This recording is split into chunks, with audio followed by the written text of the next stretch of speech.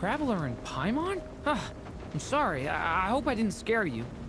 Oh, no, you didn't scare us. Just gave us a little surprise. Looks like you've gotten even more powerful now. I don't know. It just feels like it's gotten harder to control. I didn't mean to strike so hard. I'm so relieved you didn't get hurt. It's all good. We've had worse. No, don't worry about that. It's been very stable ever since I got this body. Albedo made sure of that. What you saw just now is something that only started happening recently. Maybe I'm still acclimating or something. I'm sure it'll clear up over time. Anyway, what brings you here? Did you need something? Well... The day that the writer and the watcher crossed paths was the day that the magic known as storytelling was born. So, she asked us to come. Miss Alice? Oh, you too? I guess I really do need to work on my impression. Well, never mind that. It's been too long, Mini Durin. And please, that's Aunt Alice to you. I have brought you and the Traveler together here for a very important purpose. It has to do with your mom. My mom? Indeed, fairy tale author extraordinaire, Anya Marie Andersdaughter. See, I knew this would be right up your alley. Now then, if you'll open the book, I will begin narrating.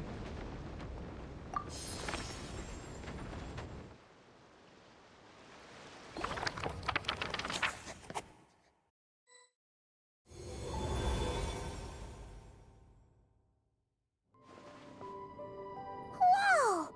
What is this place? It reminds Paimon of Simulanka. The two are indeed similar. Both worlds were built using the same magic, after all.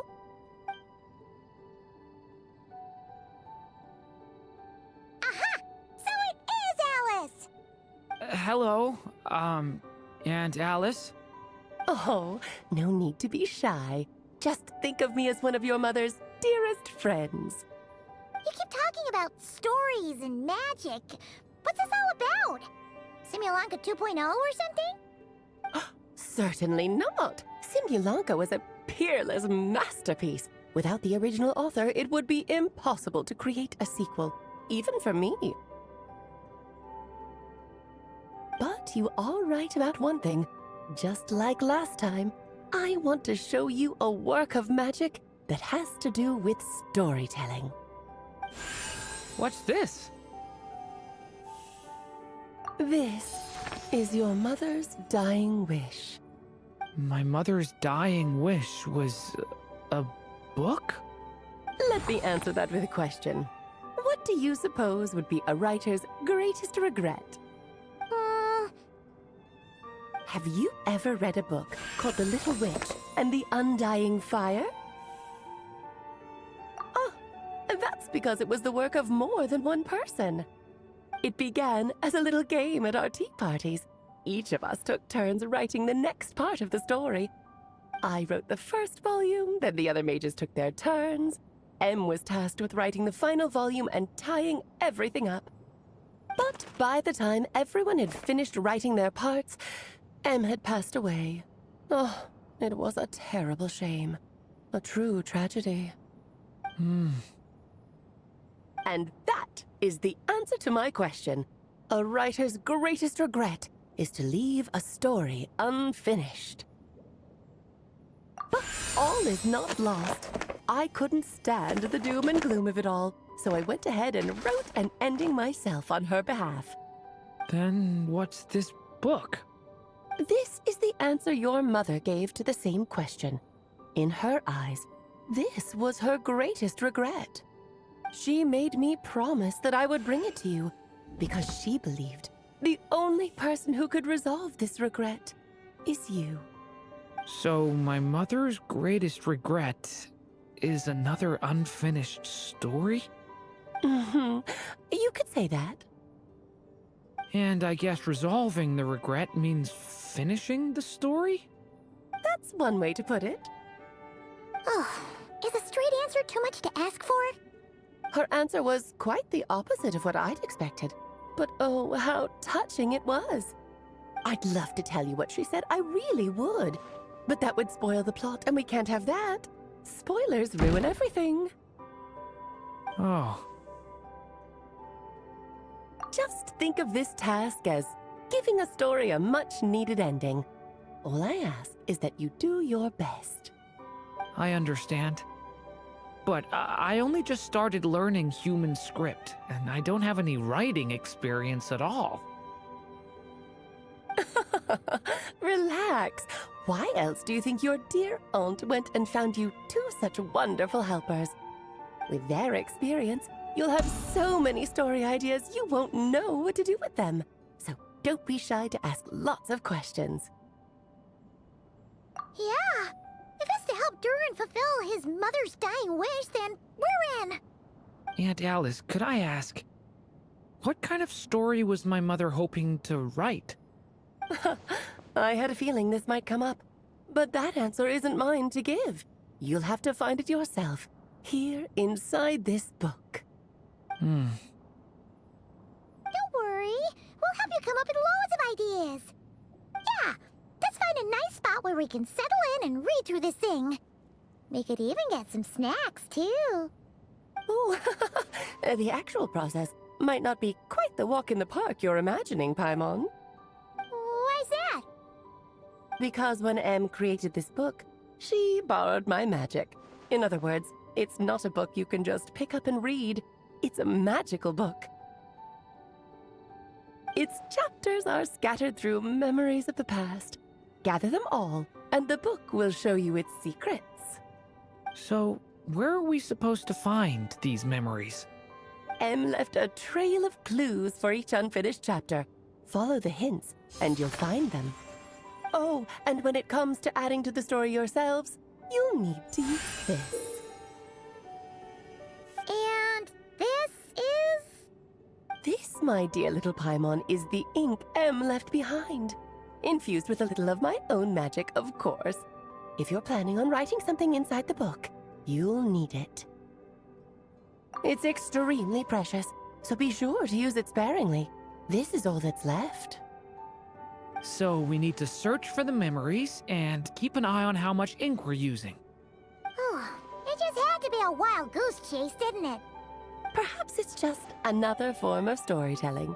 Em was ever so creative when it came to things like that. Just think of it as a little challenge your mom left behind. Who knows? There could even be a mysterious prize at the end of it all. I don't care about that. This was my mother's dying wish. Whatever it takes, I'll find a way. Yep. With the two of us by your side, you'll be just fine. Okie dokie. That should be pretty much all you need to know. Oh, and once the story's complete, do let me have a little look-see, okay? I've read everything she ever wrote, so naturally, I can't miss this one. Yeah. Most of the time, you're pretty hard to pin down. Don't worry, I'll know when you're finished. Just wait for me to reach out. All right, off you go. I can't wait to hear how the story ends.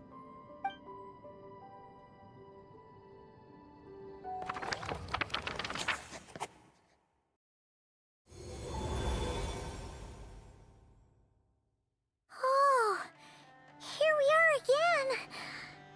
Alice's magic really is incredible, huh? Right. Alice mentioned we should be on the lookout for clues. Huh? A corner of repose for countless tales, watched over by the honor of knights. A place for stories to sleep, perchance to dream of ancient cities and the epics of ages past. There, a witch once spent a sleepless night, and all to bring forth a story yet untold. Find the place I speak of, for it is where the seeds of this story lie. With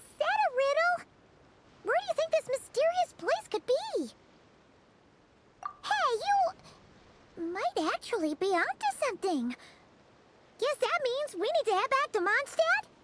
I had a feeling that's where we would be headed. After all, it's where my mother was from, and I bet it's where she wrote this story, too. Yeah, that makes sense. Still, I feel bad about dragging the two of you along on such a long journey.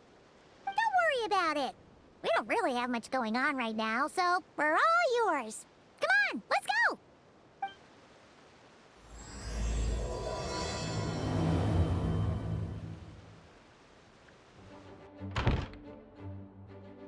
Back in the Mondstadt Library, huh?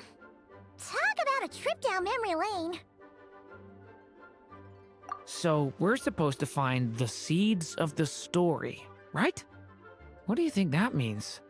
Well, we're in a library, so it's gotta be books, right? But seriously, there's so many here. How are we supposed to know which ones we need? Making a racket in a library? You should know better than that. Lisa! Oh, sorry about that. Now, who do we have here? Ah, my golden-haired cutie. And my little horn cutie, too. Sorry, Miss Lisa. I know you taught me to be quiet in the library, but Paimon was just trying to help. Please don't be too hard on her. Well, it has been far too long since we saw each other, so I suppose I can let it slide just this once. Back when he first arrived here, poor Jean wasn't sure what to do with him, so I stepped in to lend a hand. I figured, if I can handle a boy raised by wolves, then teaching one who's part dragon should be a walk in the park. Nice! Sounds like Durin was welcomed with open arms. Why, of course. Now, let's save the reminiscing for another time. I'm sure you're here for a reason. Did you need to borrow some books? It's kind of hard to explain. Maybe you could take a look at this. Oh?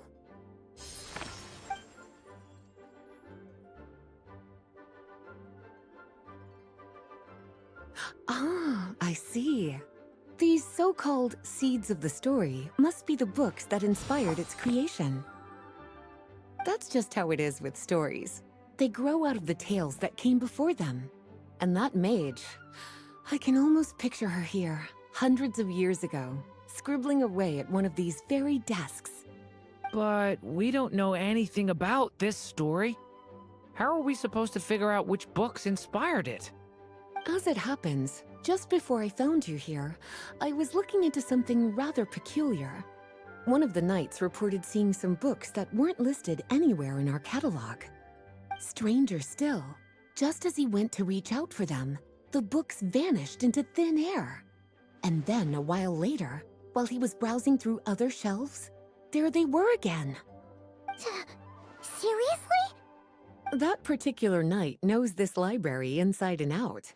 I'd be very surprised if he was seeing things. Something tells me these might just be the magical books you're after. According to the report, there are 3 of these books in total. I'll be relying on you to track them down, cuties. Oh, wait! Did Klee write this one? Should this even be here? We better show it to Lisa.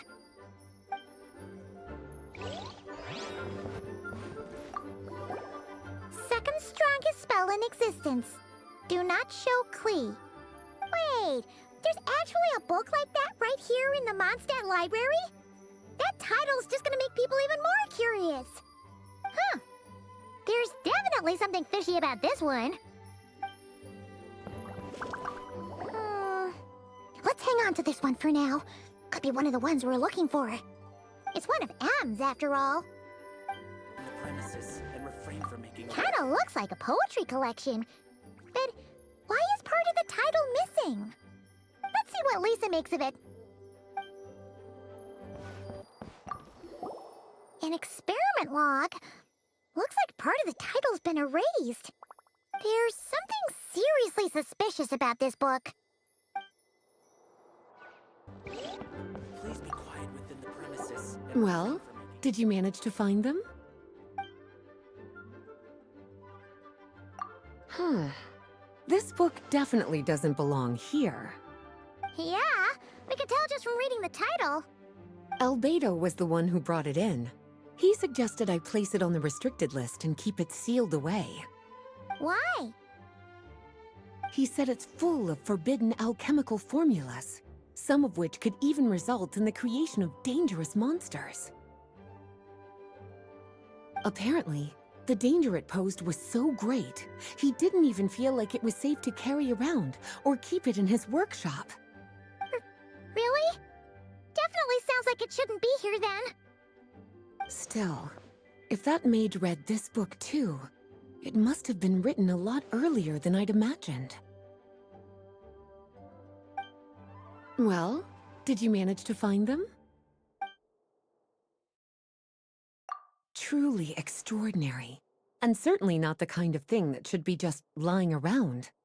In fact, Miss Alice gave strict instructions about it.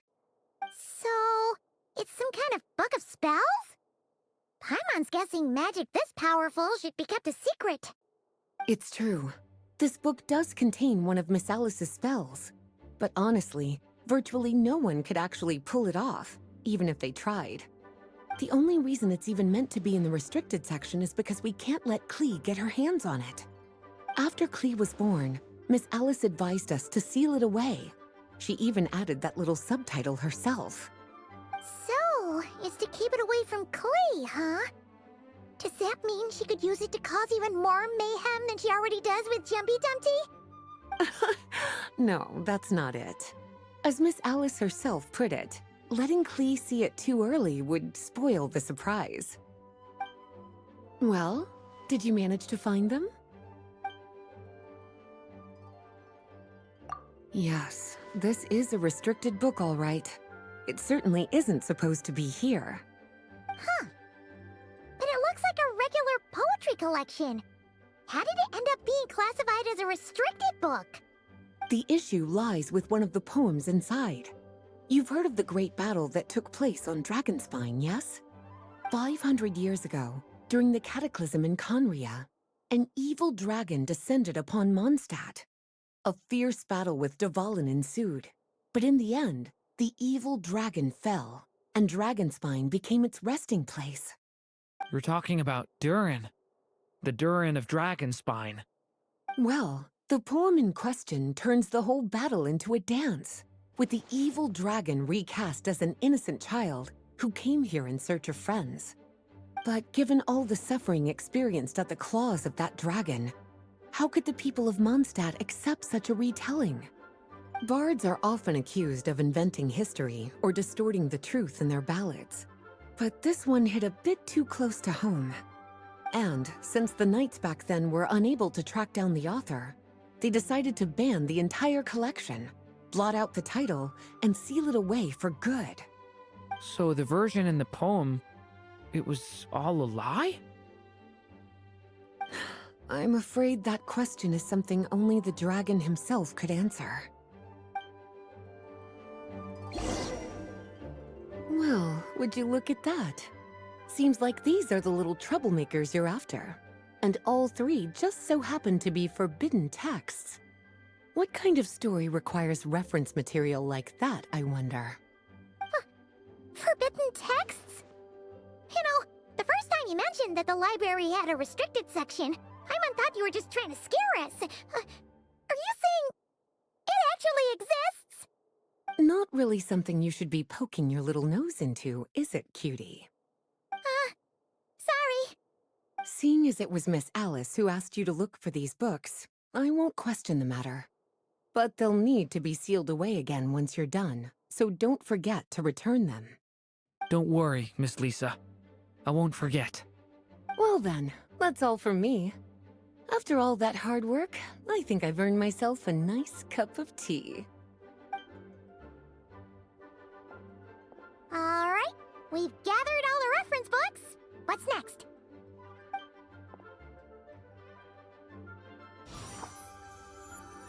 Wait, look!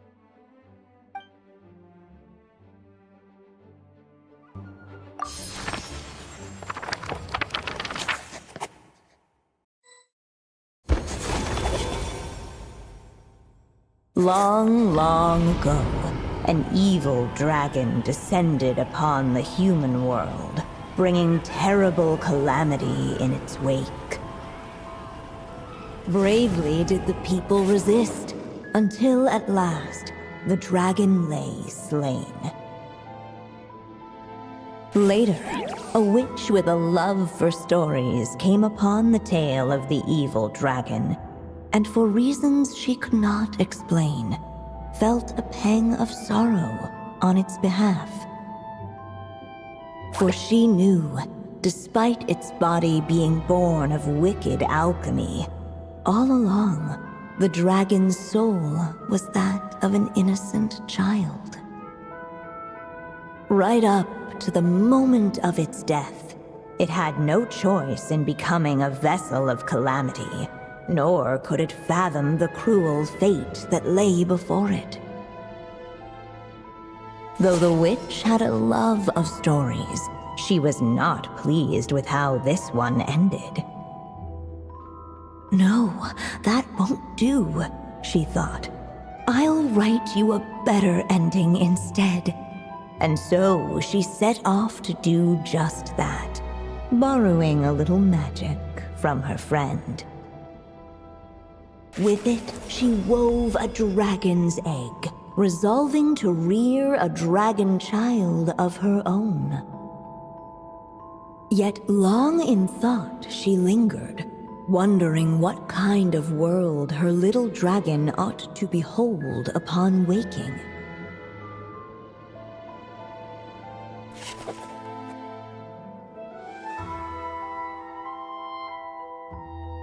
At last, she made her mind up, adorning the cradle with a wisp of woodland air. Then, she quietly waited for the egg to hatch.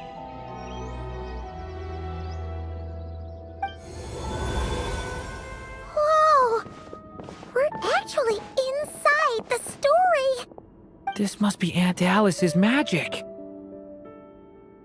Yeah. A story about me? Why don't we just see where the story takes us? All we know is the beginning at this point. Okay. And now a golden-haired traveler, a silvery sprite, and a dragon-born youth step onto the stage. What new chapter will their arrival bring? Whoa! That came out of nowhere! Was that the same voice we heard just now? Yeah. But why does it sound so familiar? I've missed this. It's just like the stories my mother used to tell me. You mean... Em? She used to tell you stories? Yeah, she loved it. Back when she was still alive. Sorry, we should focus on what we're here to do. So, now that we're in the story, what's next? The dragon youth wondered aloud. Yet all he could do was wait for the story to unfold. Of course, there's something to be said for helping it along. Perhaps a little exploration could prove fruitful. Oh! Is that a hint? Yeah, I agree.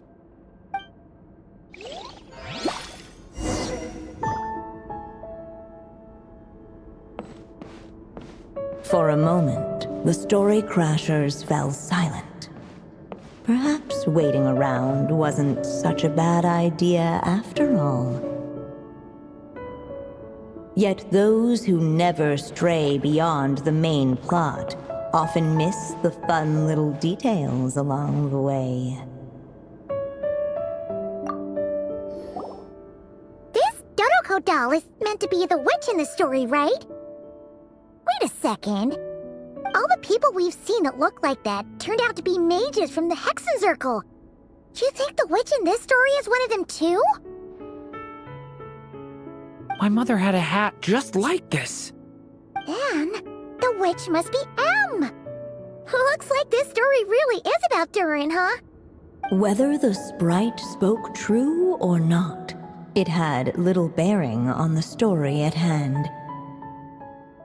For in that moment, what mattered most was not that she was a witch, but a mother waiting for her child to hatch.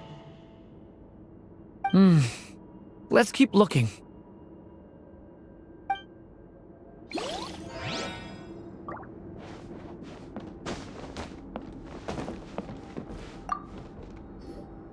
Look at all these books. Guessing the witch did a lot of reading while she was waiting for the egg to hatch. It just so happened a dragon egg wasn't the only thing she was incubating here. Where else might a story be born, if not among books? Oh!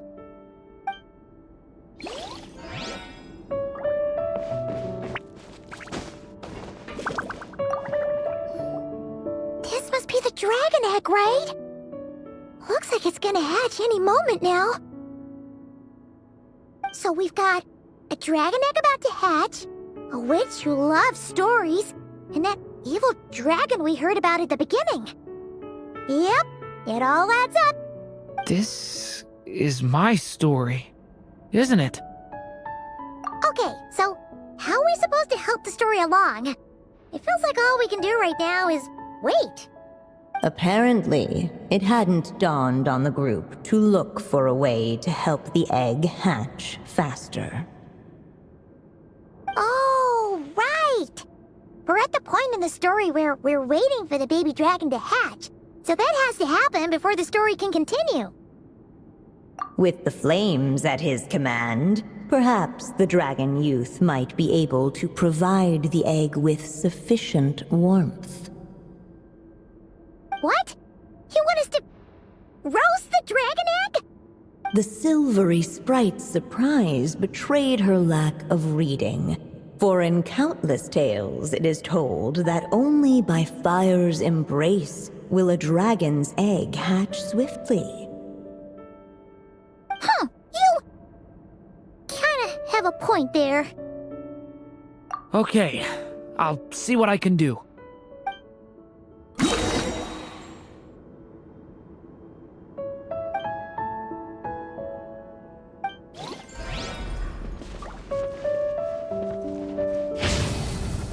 Devouring claw! Element for the end! Clearly, both the golden-haired traveler and the dragon youth were eagerly awaiting the little dragon's birth, though perhaps their longing burned a little too brightly. Still, such fiery anticipation might itself become a blessing.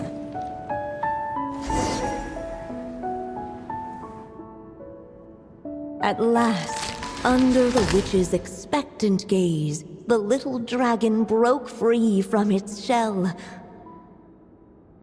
No living being has ever decided the moment of its birth. You were no exception, my child. I brought you into being because I willed it so, just like the witch who created that evil dragon. But I promise you this. Your birth was wanted.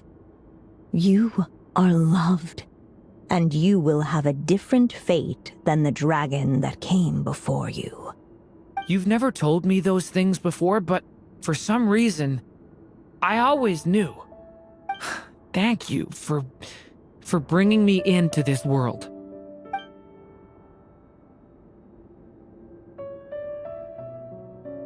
The waiting witch did not feel lonely, for she had 3 visitors by her side. Together, they beheld the hatchling's first breath of life. Holding her dragon child close, the witch promised him a life unlike that of the evil dragon. And so, nestled in his mother's warm embrace, did the little dragon's story begin.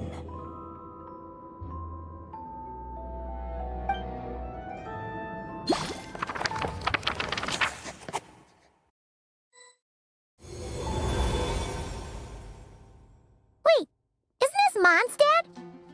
Looks like we're back in the real world. Looks like there's more written on the page now and less ink left than before. So, does that mean we've completed this chapter?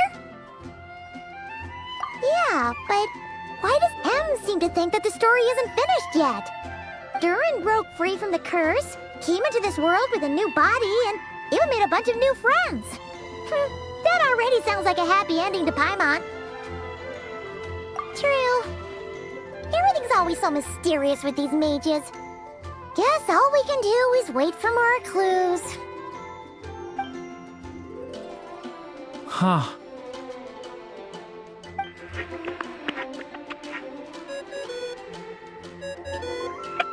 Is this thing on? All right, that should do it. Hey! That's Alice's voice! Hello there, children. If you're hearing this, you've stumbled upon the little recording I left for you. I thought you could use a few hints about how the book works.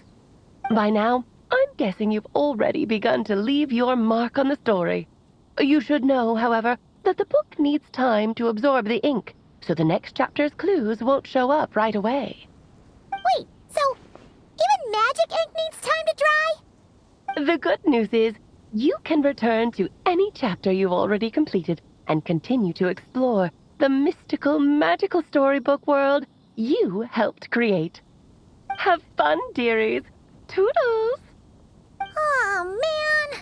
Paimon was so ready to knock this out in one go. Maybe it's for the best. Sooner or later, we'll end up being whisked off to another world again, and if that happens, who knows when we'll be able to come back. So it might be good to take a break while we can. A break. Yeah! Paimon has a sudden craving for the good hunter's sticky honey roast. And we happen to be in Mondstadt, so... So let's meet up here later.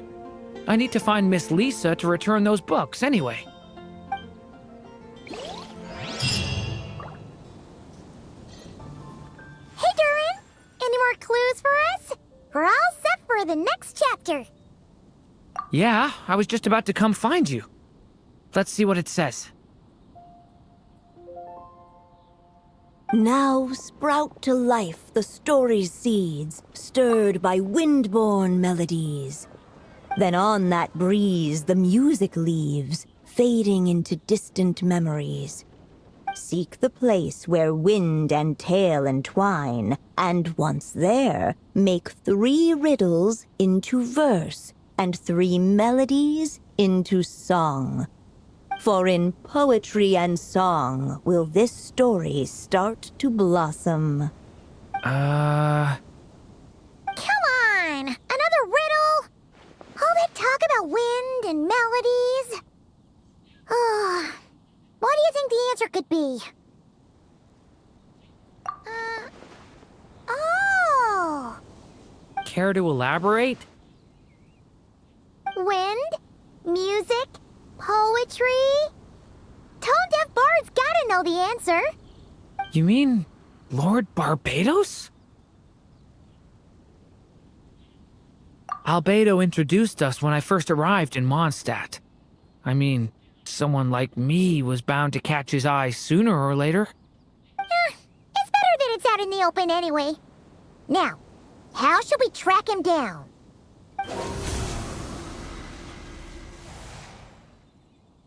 I'm pretty sure he's already caught wind of what's going on here. Why don't we just see where the wind takes us? Ah, right. He definitely makes it easy to forget he's a real god sometimes. Traveler, Paimon! What a sight for sore eyes! Ah, and the little dragon from the fairy tale world. I heard your voices calling out to me on the wind. Something about needing help with a riddle? Sorry to disturb you, Lord Barbados. Ha! Disturb me? Not at all! To tell you the truth, I'm just as curious about this riddle as you are. Let me take a look. What is it? Did you figure out the answer? 3 riddles and 3 melodies. That sure takes me back. The answer you seek lies hidden in memory. like running to Tone Deaf Bard was the right call after all. Long ago, those mages came to Mondstadt, seeking to test their strength against mine. But I replied, let us make music, not war, and resolve our conflicts through song. So I strummed my lyre and sang them this verse. O wind, welcome now, my guests. Pass through verdant leaves unseen, where shape your formless self may take, and offer up a graceful scene, a fleeting gift for welcome's sake. Leap at the edge of a sea of clouds, where land meets sky and sky meets ground. There frighten off the noisy crowds and bring my guests a calm profound. Fly beneath the stars up high, where mortal noise is swept aside, that my dear guests with starry eyes may share the dreams they hold inside. Now go to where I vowed to keep a quiet spot for them to sleep.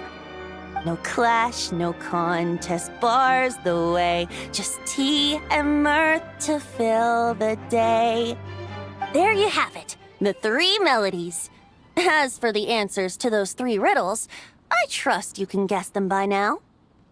The woods, the edge of a cliff, and the sky? Correct! Funnily enough, your mother was also the first to solve it, all that time ago. There must be some kind of special rapport between those who write stories and those who sing them. The woods, a cliff, and the sky. Oh! So that's where it is!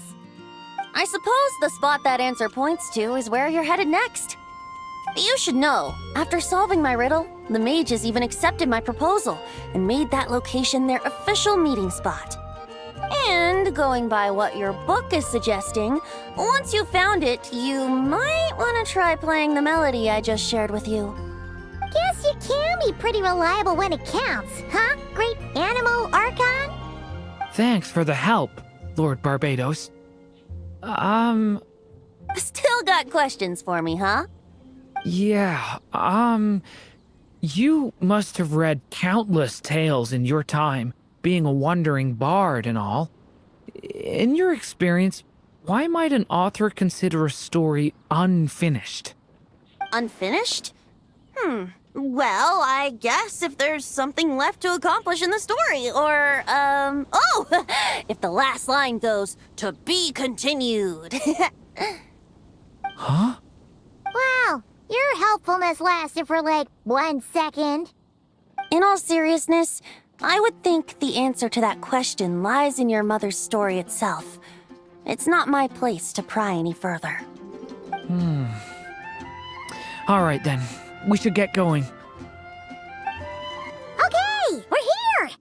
Now, we just need to play the 3 melodies, and we should be able to gather the memories for the next chapter, right? A musical performance? Huh. Out of all the things Miss Lisa has taught me, that's the one I'm worst at.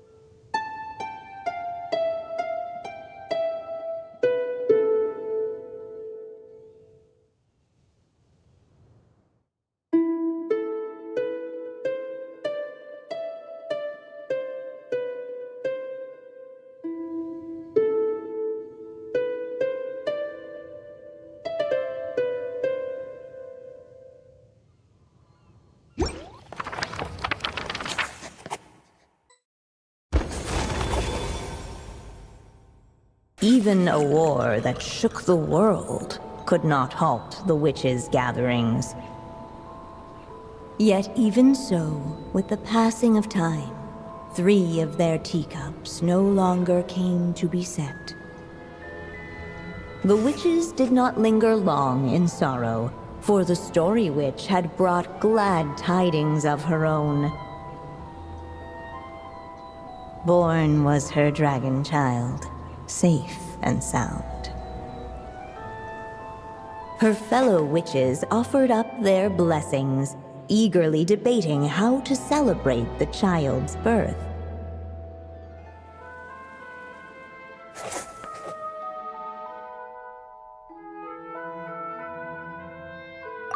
In the end, they settled on the most vibrant balloons they could find.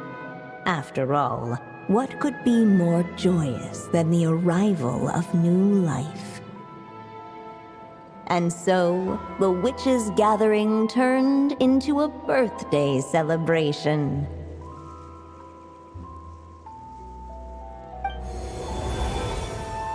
So, we're back in the story world, huh?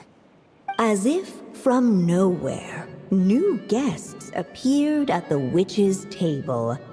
Perhaps they too had come to celebrate the dragon child's birthday.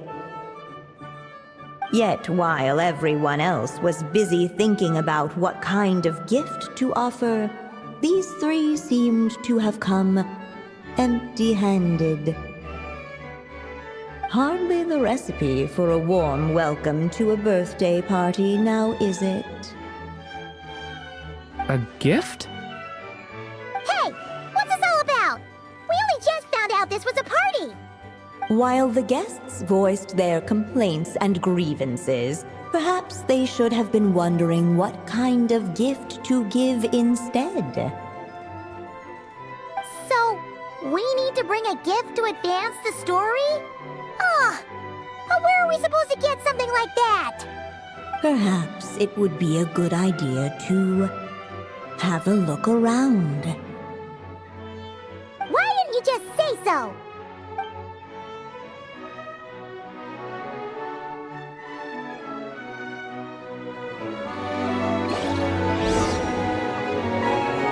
The witches went on chatting away, ignoring the empty-handed guests.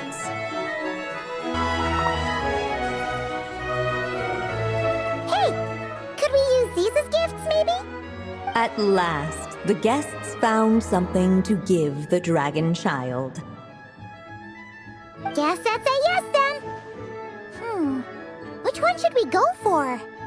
Still, the guests wondered, what kind of gift might the little dragon really want?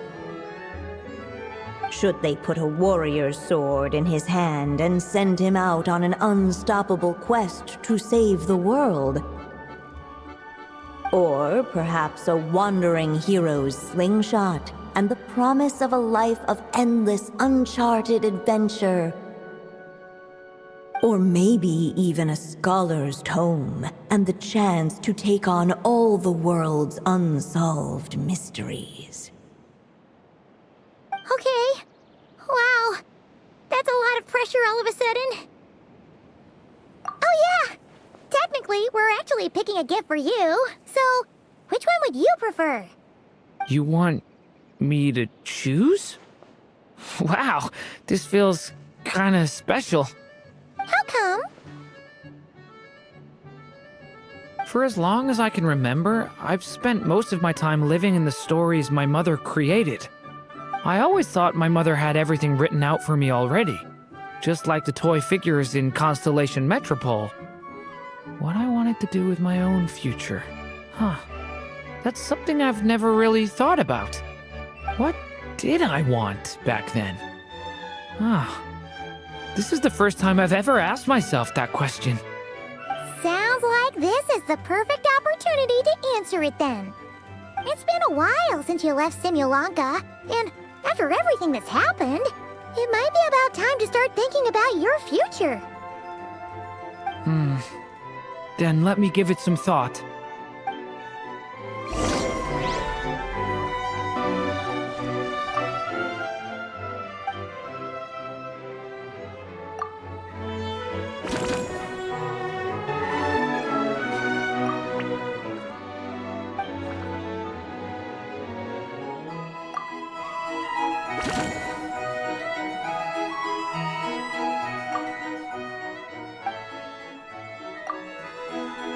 guests hesitated, and not without good reason.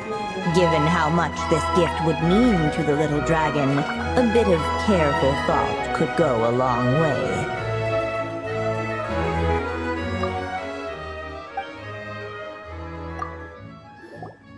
In the end, the guests settled on the Scholar's Tome. So you're the scholarly type, huh? I just feel like I should learn more about the way the world works. What makes you say that? I'll give you an example. Did you know that in Mondstadt, using fire to catch fish is a punishable offense? I thought she was just teaching me regular hunting techniques. It was only after Master Jean caught me and sent me to solitary confinement that I realized I'd misread the situation. So much of what's considered common knowledge in your world just wasn't in Simulanka. So I have to learn, or I'll keep causing trouble for everyone else. Paimon's not sure that counts as common knowledge. Alright, they should let us in now that we've got a gift, right? Hello there. Brought a gift this time? The newly arrived guest presented his gift, wishing the little dragon a future as a wise and accomplished scholar. Accepting the guest's blessing, the Story Witch invited him and his friends to take their place around the table. Finally, she could introduce them all to her dragon child, telling all in attendance about the moment of his hatching, and of course, the name he'd been given. It was then that the Seer Witch, diviner of the stars, withdrew her gaze from the heavens and turned a sorrowful glance upon the little dragon. You gave him the same name as that evil dragon? That's right. But the life I intend for him shall be very different. What folly, to love so blindly. For as you must know, a name is the mirror of destiny itself. He who bears an evil dragon's name must also inherit the fate of its previous owner. His fate has been foretold. Then I'll rewrite it. The witches at the table fell silent, for they knew the Seer Witch's words had never once proven wrong. Yet, just as clearly, they recognized the Story Witch's resolve, for there is scarce a force in this world more fearsome than a mother's love. At last, the Merry Witch stepped forward, dispelling the uneasy silence. So be it. Then we'll all lend a hand. Together, we shall rewrite this child's fate. You mean to defy one of the fundamental rules of this world? I refuse to be shackled by such rules. Besides, this is a witches' gathering, is it not? What could be more fitting a subject for this occasion than to defy them? Oh? Sounds like an interesting experiment. I suppose, were we to succeed in this endeavor, we might bring a touch of wonder to this otherwise dreary sky of stars. The Merry Witch finally talked them all round, just like she had done many times before. Warm and strong as the sun she was, so much so, in fact, that those who her light shined down upon had no choice but to bask in it. And so the witches readied their gifts, 3 marvels of the cosmos. For this child, I shall decipher the ravings of the heavens and lay bare before him the trickery of fate. For this child, I shall leave a formula powerful enough to unravel the very origins of this world, that he may seek another solution for the conundrum of his life. For this child, I shall call upon wondrous magic to make possible his impossible wish. All the Story Witch had was the pen in her hand, yet with the love that flowed from it, she resolved to bring forth a marvel of her own. For this child, I shall leave behind the last story I will ever write, and with it, a path to an ending yet untold. With the witch's blessings given and received, the little dragon's fate at last began to turn. In the midst of the dragon child's birthday celebration, the seer witch proclaimed her prophecy. The child had been given the evil dragon's name, and with it, the burden of its fate. But hearing this, the story witch vowed to rewrite it all, for such was her love and resolve. And so the other witches offered their gifts in turn, marvels as rare as any in the cosmos. Together, they sought to test one of the fundamental laws of this world, in part to support a mother's love, and in part to sate their own curiosity. Oh, and I almost forgot. Our new guests came bearing blessings of their own. Who knows? Perhaps this extra dash of wisdom might be all the little dragon needs to change his fate.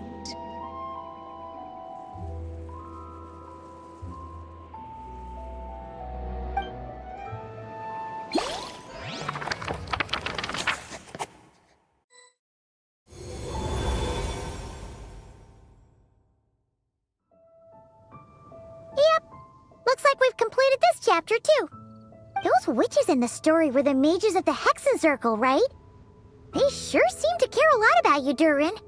But, Paimon kinda had trouble following their conversation. Just a bunch of mystery, as usual. The evil dragon's fate. Oh, is that what you're worried about? But didn't we already take care of that? Ah, the mages must have had a hand in that, too. Also, I was just thinking, which part of the story are we even meant to be completing? Oh, it feels less like we're filling in the gaps and more like we're adding something new altogether. But we use the ink, right? And the book hasn't given us any more clues, so that must mean our task is complete. At least for now. Yeah, I guess we're doing something right. Maybe I'm overthinking things. It's just, this is my mother's final wish, so I don't want to mess it up. Anyway, thanks for all your help. I'll let you know as soon as the book reveals a hint about the next chapter. Okay then. See you in the next chapter.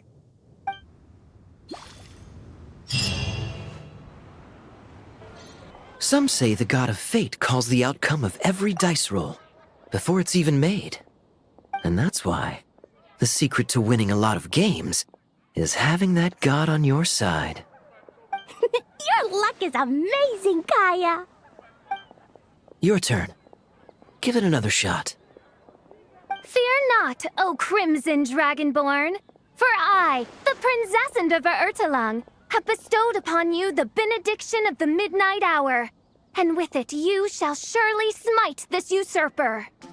Mein Fräulein means to say she's rooting for you in secret.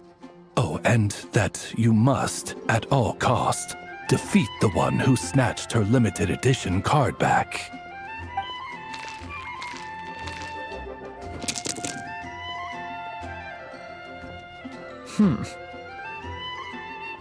I'm not too sure if that counts as good luck or bad. Tis not but the perfidious machinations of fate. Hey, everyone! Mr. Honorary Knight and Paimon! You're back! It's good to see you, Honorary Knight. Mein Fräulein is quite invested in the outcome of this match, so please, Allow me to extend greetings on her behalf. Of course. But if you're out playing cards, how come you're not over at the Cat's Tail? There's something about our horned friend over there that seems to frighten off little animals. Could be because he used to be a dragon. Normally, the animals just steer clear of him, but in the close confines of the Cat's Tail, let's just say, the feline residents probably consider it their turf. And we all know how dangerous a cornered cat can be. I just wanted to borrow one of their nests for a nap. One of their nests? Wait, you mean a cat sofa? Yeah, it's more comfortable for me. I can stretch out just the way I like. But it turns out the Black Cat and his minions are quite territorial.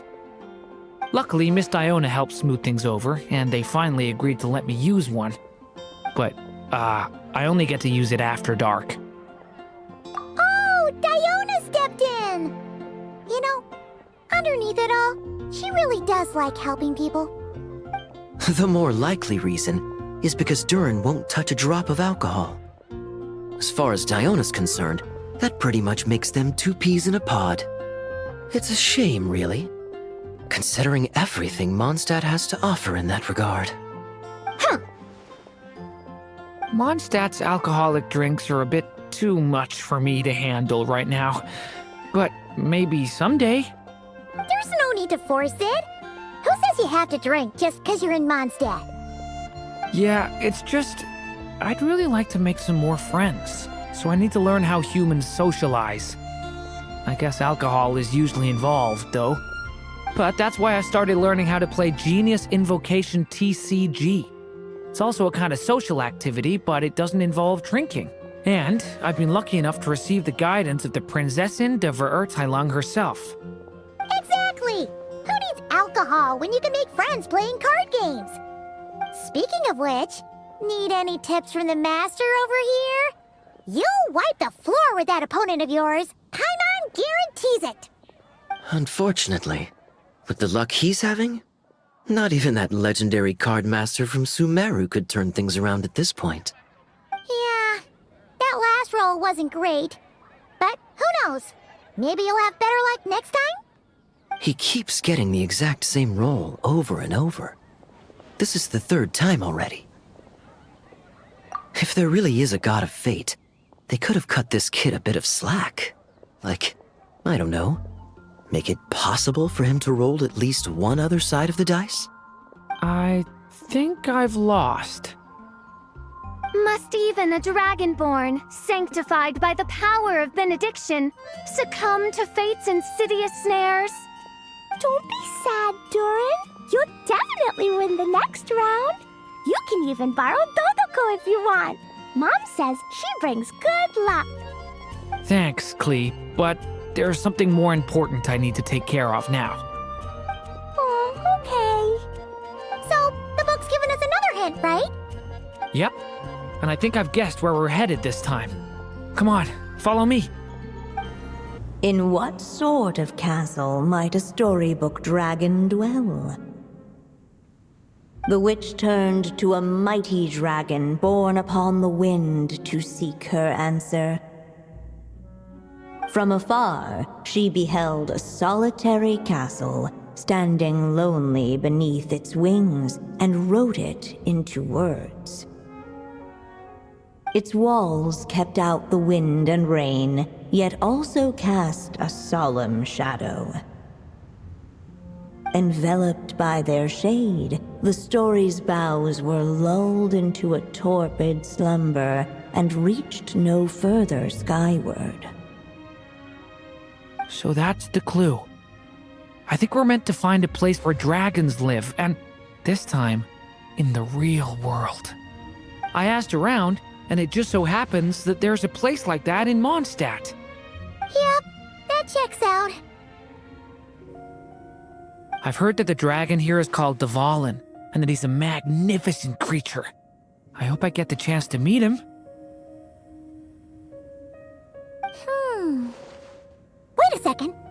Do you think having the two of them meet is the best idea? You know, considering everything that happened in the past.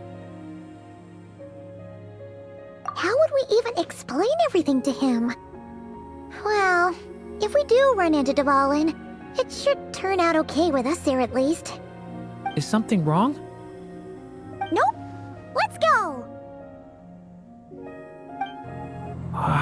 So, this is where Dvalin lives? Yeah, right into the middle of a raging storm. If you're afraid of getting blown away, Paimon, you can always hang onto my sleeve. This isn't Paimon's first rodeo. Come on, let's get going!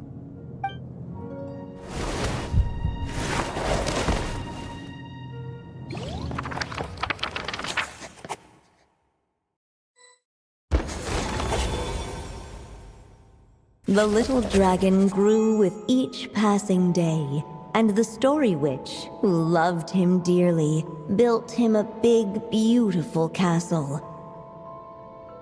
Yet in the end, she herself succumbed to time's merciless march, setting forth on a journey to a place beyond even the stars.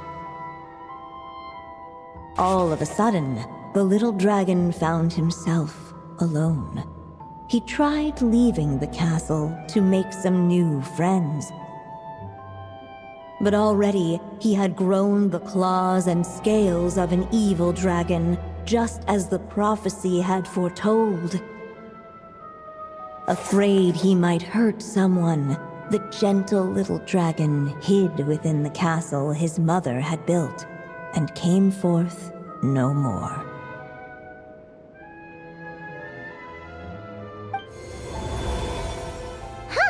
Looks like we're back in the story world. And from the sounds of it, this chapter must be about Simulanka, right? Yeah, like the fairy from the Forest of Blessings, the king of Constellation Metropole, that cat lady who turns into a box. Ah, yep. That will be Nilu, Navia, and Kirara. Oh, and there's Hat Guy, too. Only lately, whenever I see Hat Guy, I get this strange feeling. What kind of feeling? It's like there's something on his mind. He hasn't told me what it is, but I can sense it all the same. Well, he's always been kind of broody. I guess I should focus on fulfilling my mother's final wish for now, though. Yeah, we should get started on this chapter. So, let's track you down and free you from fate's curse once again. That day, a small band of adventurers suddenly arrived beneath the castle walls. They promised to help the little dragon cast off the curse of fate.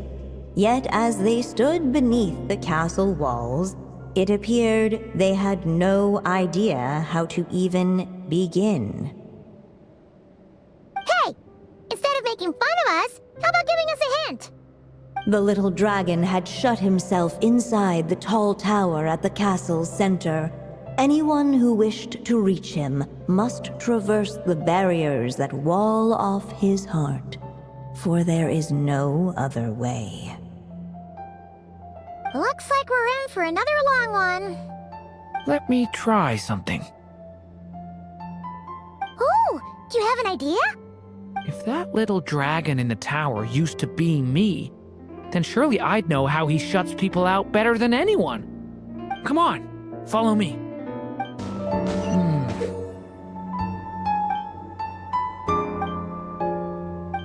That telescope. I've seen magical tools like that before. It should come in handy.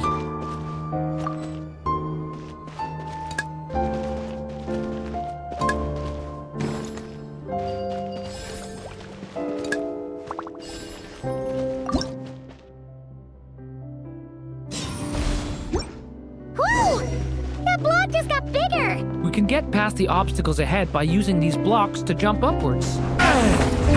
Element! This is like a maze! How are we supposed to get through? We'll just have to check each spot. We should be able to use this block somewhere.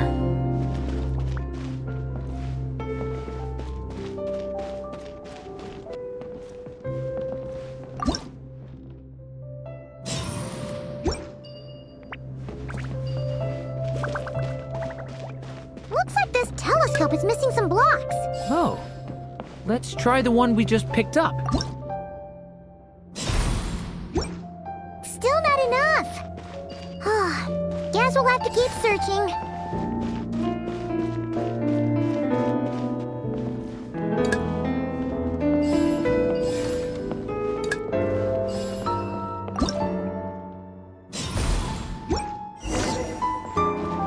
Look!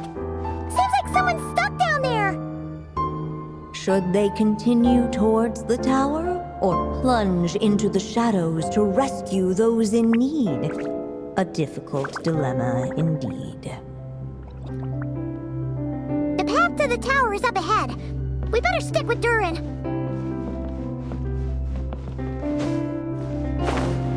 It's so dark here. Hey, there's a fire over there. Let's go check it out. Wait, is that? A little pixie that can fly. Are you here to help the dragon break his curse too? Oh, what's this? More brave adventurers bold enough to set foot in this castle? Come, join the ranks of your liege's guard. Nilu and Navia! Nilu? No. I'm a flying squirrel fairy. And I'm a giraffe king. Not this Navia you speak of. That's right. Oh, and don't forget Catbox Lady. Are you friend or foe? Friend! Definitely friend, Miss, Catbox Lady? Yeah, Similanka is a big part of Durin's story. So, guess it's no surprise the people we were with there would make an appearance. Okay, I think I get it now. Flying Squirrel Fairy, Giraffe King, Catbox Lady, please follow me. The shadows cast from the high walls of the tower were manifestations of the dragon's loneliness, barring the path of any visitor who wished to be his friend. The group of brave creatures sought to aid the little dragon in lifting his curse, yet without light to lead the way. The group was trapped, waiting on a miracle. These shadows are blocking our path. It seems like the little dragon is afraid to meet us. If only we had more firelight.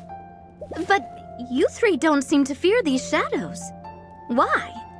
Because I carry more than enough firelight for all of us. Besides, even though we're here to complete the story, who says it can't look a little different this time? Before I met you all, I was so sure I'd never make a single friend. I pushed away anyone who tried to get close, until some kind of miracle brought you to me. This time, allow me to return the favor. I'm not sure I followed all that, but you want to help the little dragon break his curse too, right? Yes, so please, come with me. Come on, Durin, or, little story dragon, just calm down. Stay back! I don't want to hurt you.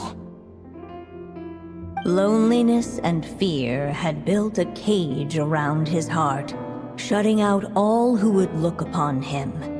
And thus, all the adventurers could see was his shadow. Don't worry, we can help you. Don't come any closer! And that was the last the little dragon spoke. How are we supposed to persuade him if he won't even talk to us? If you can still hear me, please listen to what I have to say. Your claws and scales aren't some kind of inescapable curse, you know?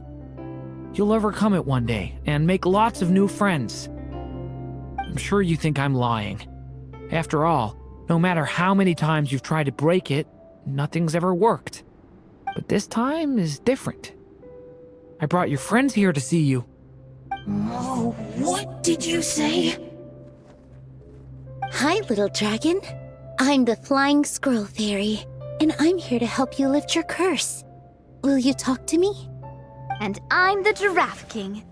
Don't be afraid, little one. We're not afraid of you. I'm just a cat in a box, but I'd very much like to be your friend too. These are my friends? Yeah, they're your friends in the future you've been trying to avoid. I can promise you that.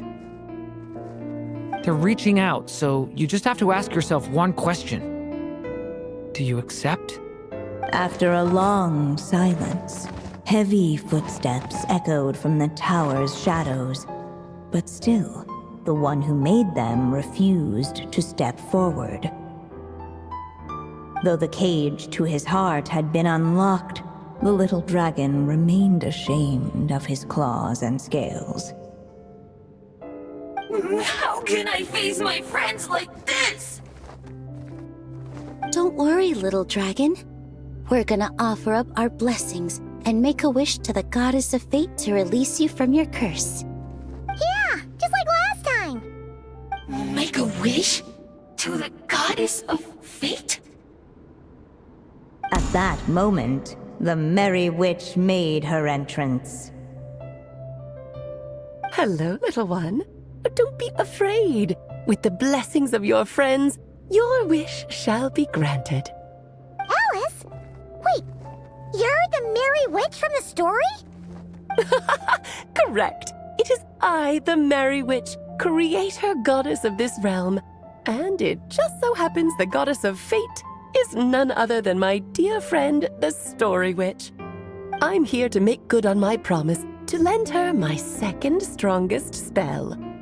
With this spell, she'll have the power to create an entire world. So naturally, granting your wish won't be a problem.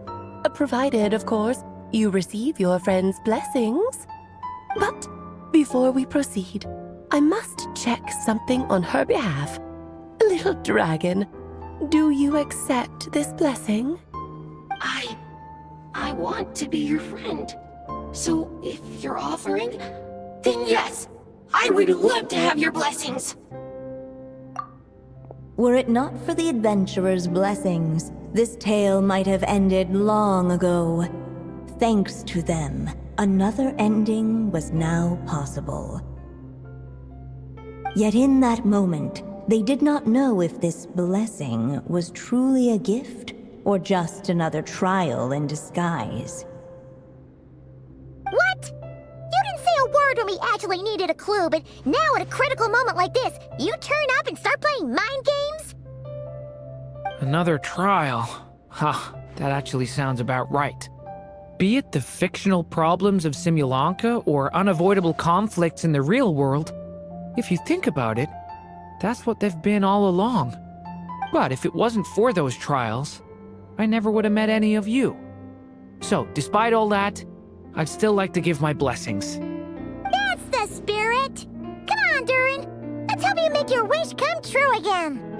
On behalf of both my past and present selves, thank you, my friends. Fortunately, a brave band of adventurers heard tell of the little dragon's story. Determined to lift his curse, they fought their way through countless trials.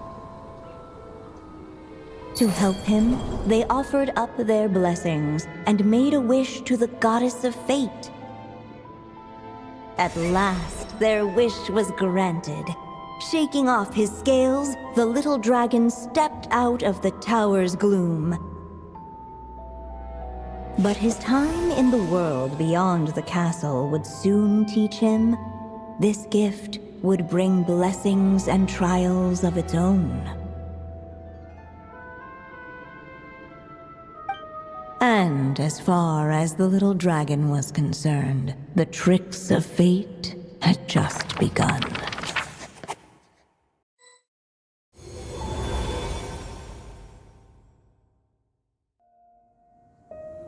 So, Durin's wish came true, just like it did before.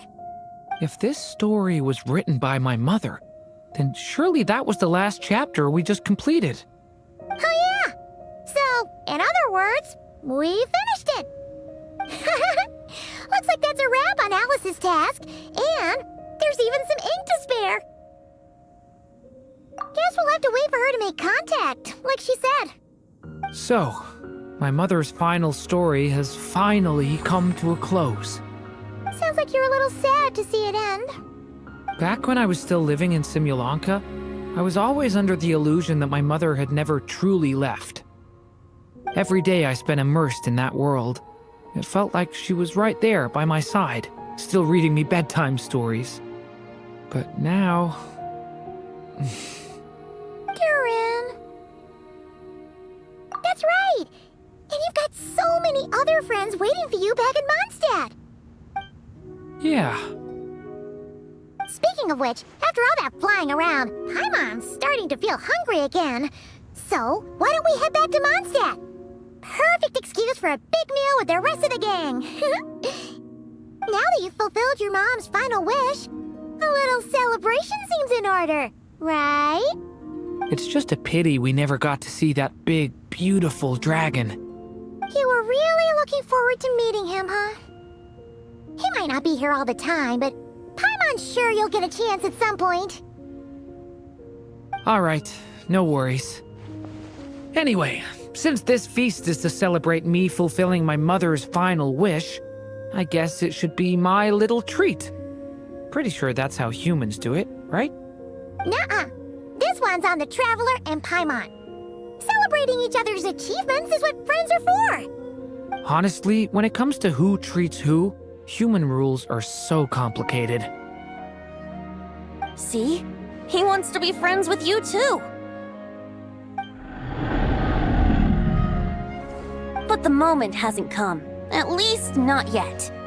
In any case, the story should have a better ending this time, don't you think? Whew. Feels like we were gone for ages. Hopefully, everyone's still here. So, your adventure was a success, huh? Want to grab a drink to celebrate? Absolutely not. No booze allowed. Mr. Honorary Knight, Durin, I want to hear all about your big adventure.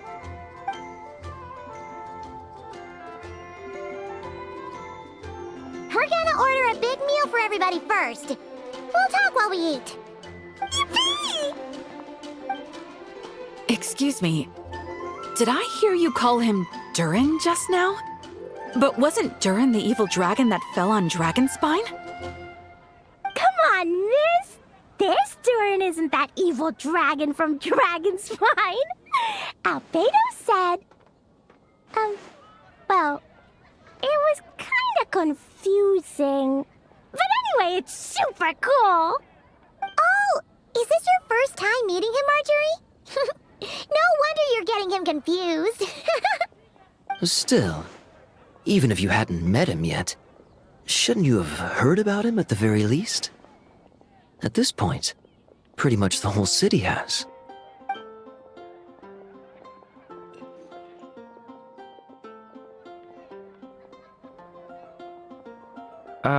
Why is everyone...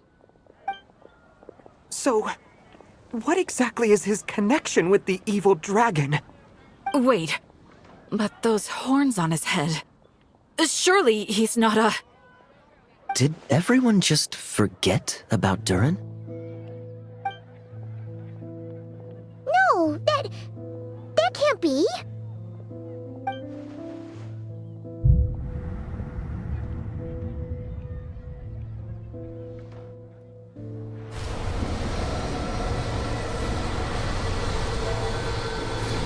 The tricks of fate had just begun.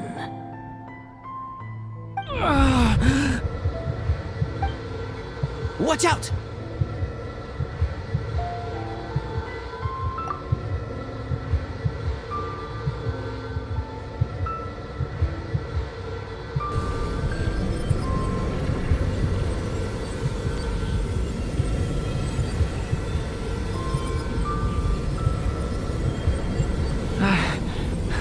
one got hurt. Did they? Durin! Durin!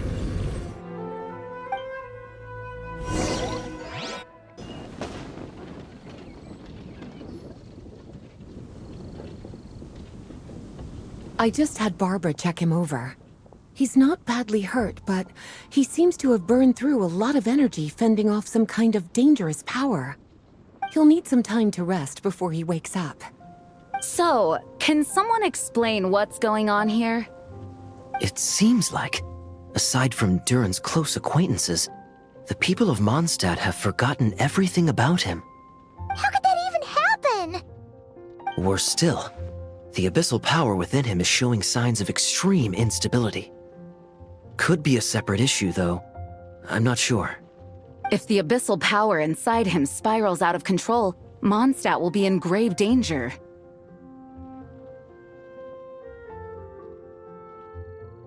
I completely agree. All right then. As acting Grand Master, I'll send a letter requesting Albedo's immediate return. Until then, the Knights will watch over Durin.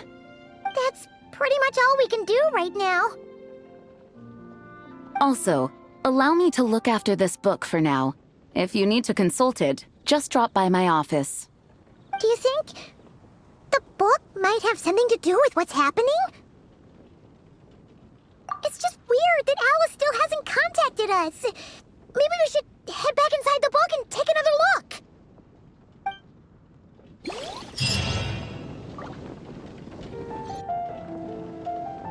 Jean! Hello, you two. I'm glad you got my letter. Durin's awake and waiting on the bench over there. I'm here if you need help. Just give me a shout. Don't worry about us. We'll be fine. Oh, hey, you two. I just remembered what happened right before I passed out. Thanks for holding me back. I shudder to think what might have happened if you hadn't. I'm fine now. It's just... a lot of people seem to have forgotten me. Don't worry. We'll figure out a way to fix this. Why don't you start by telling us what happened? It felt so strange. After I realized no one recognized me anymore, I suddenly felt like I'd completely lost contact with my body. Abyssal power lies sealed within this body I inhabit. So when I lost my connection to it, I lost control of that power too. It wasn't until I heard everyone calling my name that I was able to reconnect with my body. You lost contact with your body? Does that mean there's something wrong with it? Sounds like we need Albedo more than ever.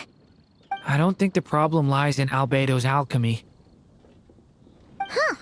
But then, why are people forgetting you? Guess that's what we need to figure out. That means we need Alice for sure. But it's been ages and she still hasn't been in contact. Now would be a really good time for a hint. How could the story's budding branches even hope to reach beyond the towering walls? Leaving the castle, the witch went off in search of the tallest, grandest tree in the whole world. High up in the canopy of that tree, she sought a resting place, a refuge where the little sapling might take root. Go to that place, for it was there that the sapling felt its first breath of wind. Huh? Was that another clue? Does that mean the story isn't over yet? Leaving the castle. It just occurred to me. If this story is all about my own experiences, then wouldn't what happened after I left Simulanka be part of it too? But how could she possibly know exactly what would happen? And even if she did, how could we know when the story was complete? Yeah. Since we can't reach Alice right now, we'll just have to get to the bottom of this ourselves. But first, we gotta figure out where this riddle wants us to go. The tallest, grandest tree in the whole wide world. Huh. The only place that ever gave me that feeling was the one I ended up in right after leaving Simulanka. They had great coffee there, too. And so many books you'd never run out of things to read. Think about it. Our search in Mondstadt began in a library, right? Well, Sumeru City's got one of those, too. And it's absolutely huge. What do you say? Should we try looking there? Huh. That does kind of make sense. And it's not like Paimon's got a better idea. Alright, let's just give Jean and the others a heads up first. Well, it sounds like you've got a plan, so I won't interfere. All I ask is that you stay safe. Albedo won't be back for some time, and until he is, we can't know for sure how dangerous Durin might be in his current state. I'm so sorry about what happened before. Believe me, I'm not blaming you, and neither is anyone else here. If anything, it's the opposite. We're all just worried about you. Worried? About me? Come with me. I want to show you something.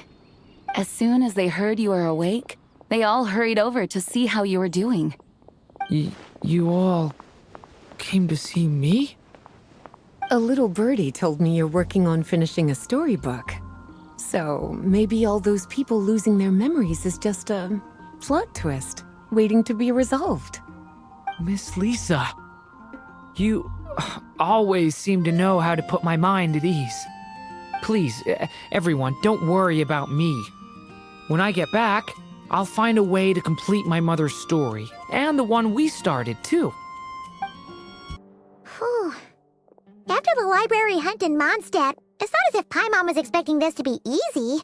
But this... yeah... this is something else. Where do we even begin? Even the clue this time seemed kind of cryptic. Yeah. Guess the best we can do is stay on the lookout for more weird things going on. Huh? Sorry, what was that? I'm here to return Volume 5. According to the catalog, Volume 5 of this series is not available for loan. I can't accept the return of a book that was never checked out in the first place. Let me put it this way. My copy is complete. Yours, on the other hand, is missing large amounts of content. So you should swap it for mine instead. Sir, you have to understand. Managing a library is a serious business, and we have protocols in place for this kind of thing. I can't just replace an important volume in our collection based on nothing more than your word. Hey! Look what the Wandering Tom dragged in! Oh, it's you. And, what is it you're doing here? I'm a traveling scholar, as you know. Isn't a library the most natural place for me to be? Well, the last time we saw you was all the way in Nodcry. Paimon just didn't expect to suddenly see you in Sumeru, that's all. There were some things I needed to come back and take care of. Some documents had gone missing, so I tracked them down, restored them to the original condition. And now, I'm here to return them. And considering what I'm planning to do next, it feels like a weight off my shoulders. What's going on with you, huh? You look like a kicked puppy. Hat guy. Ah, at least you haven't forgotten about me. What's that supposed to mean?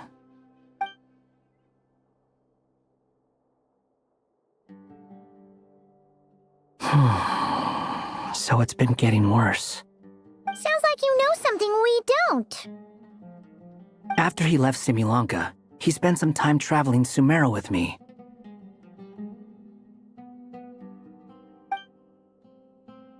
I was working on several texts at the time, and I stumbled upon something strange. Anytime Durin of Simulanka was mentioned, before long, the record would disappear. Which means, all the remaining records on Durin are about the evil dragon that fell on Dragonspine. How did you even discover that? If I remember correctly, Hat Guy loved the time he spent in Simulanka so much that he started writing a travel log. That's besides the point. The fact is, you're not affected by the ley lines of this world. I'm sure you can grasp the implications of what that means. His case is different from mine. It's more like the world itself refuses to accept his existence. It started with a few written records, but now, it sounds like it's spread to people who never met him or didn't know him well. At this rate, the whole world might forget him altogether. The whole world? But that includes all my friends in Mondstadt, and even Hat Guy, too. So that's what you've been worried about all this time? Why didn't you just tell me? There are more important questions right now, like figuring out how to fix this. That mage clearly cared a lot about her child. She left that book behind for a reason.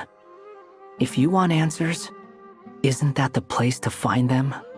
You think that didn't occur to us already? Problem is, we need to find the memory that unlocks the next chapter first. Mind if I take a look? I just want to know what secrets this book is hiding. Besides, I've run into a bit of red tape, so I've got time. Of course. Be my guest.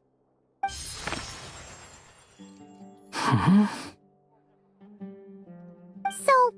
the memory we've been looking for was about you? All along?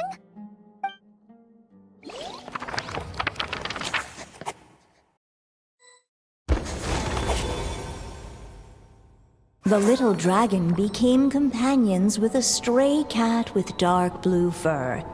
It was a friendship born of all they had in common. He left his castle at the stray's invitation, setting out to explore the world beyond its walls. There, he grew fond of the outside world, eager to make friends and share the story of his life. Taken by the dragon's story, the stray tried to write it down. But he soon realized that no matter how he tried, it would always warp into the evil dragon's tale.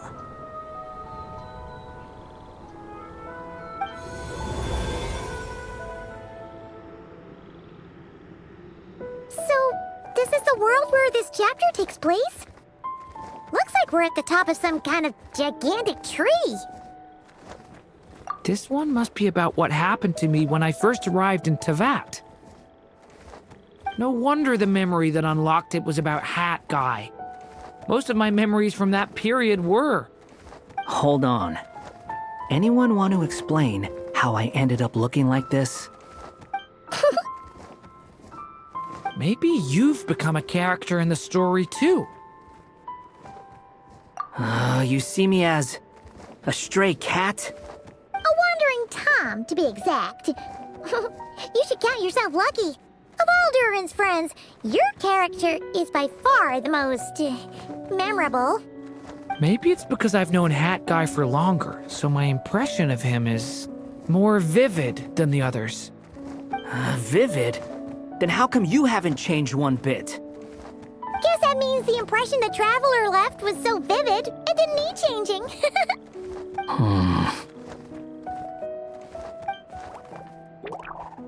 Hello, everyone! Ready for today's adventure? It's the storybook, Durin! Oh. So you're not playing yourself in this one? Does that mean the two of you have even more memorable roles to play? Where are we going today, kitty cat? Whatever. Just follow me. Same as always. Okie dokie! Can we chat along the way? If you have something to say, just say it. Was that seriously how the two of you communicated when you first got here? Yep. Anyway, how do we get ourselves out of here? Usually, the narrator gives hints to help us figure out what to do. Speaking of which, About time we got some of those, don't you think? The story's vines had woven themselves together into a giant tree, the boughs of which a little storyless dragon now paced, homeless among its leaves. He had to find a way to leave this place and set off in search of a home of his own. If he stayed, the world would erase him from its memory altogether. To leave this place? But where am I supposed to go? The little dragon felt completely lost. Just like the vines, the road ahead branched off into different directions, twisting and turning before disappearing into the mist. But as luck would have it, a prophetess waited up ahead. Perhaps she might know where each path might take him.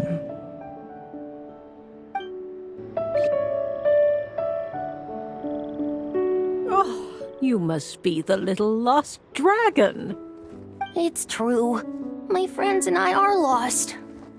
This meeting was no accident. The prophetess was in fact the seer witch, here to present her promised gift. The seer witch? Oh yeah! That's Mona's teacher, right? The old hag? Insolent child. I am the seer witch, your prophetess, not some old hag. Sorry. Now, little lost dragon, I have come to bestow the gift I once promised. A prophecy. A prophecy? Hear me now, for my prophecy is this. One day, the dragon from beyond the castle shall be reborn, and none may avert its coming. The wind took the prophecy and swept it off into the distance. And so, the little dragon was shown a path to wander. As far as I remember, once that alchemist from Mondstadt learned about the prophecy, he chose to stand with you against the evil dragon. So, what does any of this have to do with you being forgotten? Oh, wise witch of prophecy. Could we trouble you with another question? As enigmatic as she was elegant, the seer witch spoke no more, for her thoughts had long since returned to the starry firmament above. Just when we actually needed her. The seer witch was my mother's friend, so the prophecy she just gave should turn out to be helpful. Well, it's not like we've got better options. But if all we need to do is leave this place, which path should we take? Why don't we take a look around?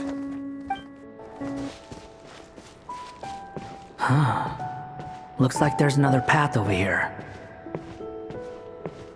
The secrets he sought led the stray to discover another path forward, though it was overgrown with bristling thorns.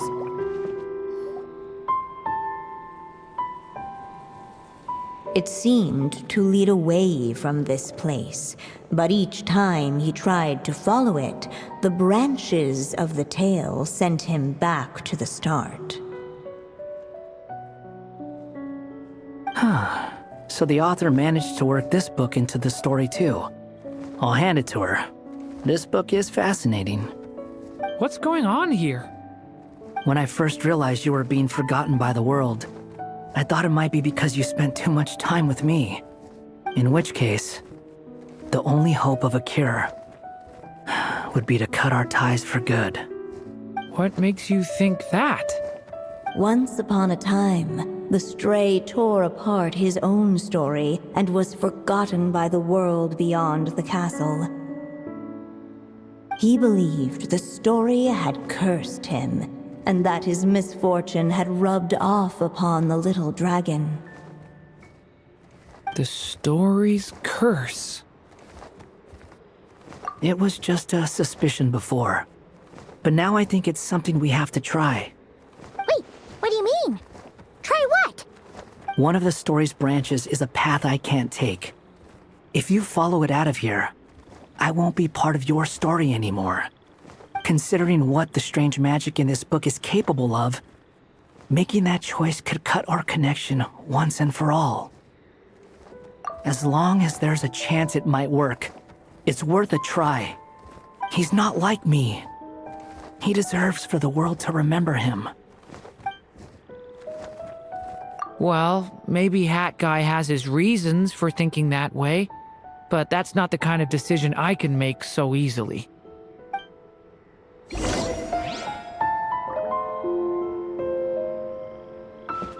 what my stray cat buddy thinks is best anyway! Hat Guy. It's worth a shot. Just don't let this world forget who you are.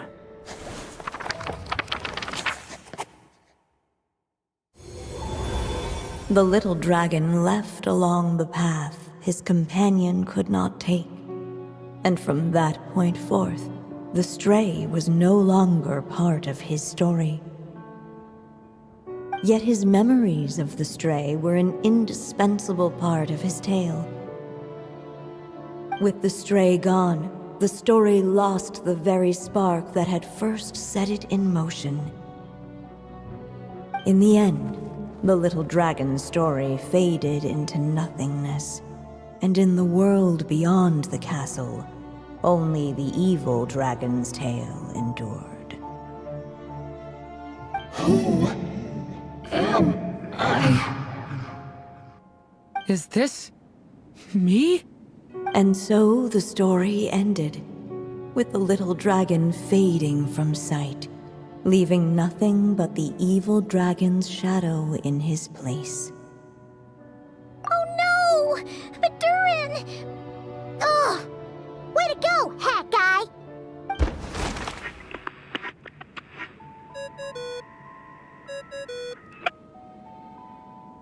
Hello, children. If you're hearing this recording, it's because you've reached a certain ending.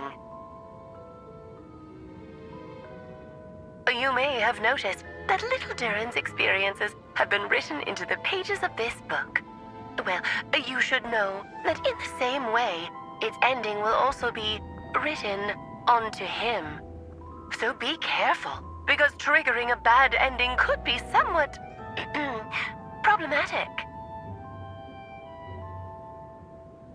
Let me guess, you're upset that I didn't warn you earlier? Don't worry, though. I've thought it all through. I built a very special feature into this book, just for you, the witnesses of this tale. So, go ahead. See if you can turn back the pages. If you're not happy with the ending you've reached, just flip back a few pages and let the tale unfold once more. Pretty incredible, huh? That's the power of magic.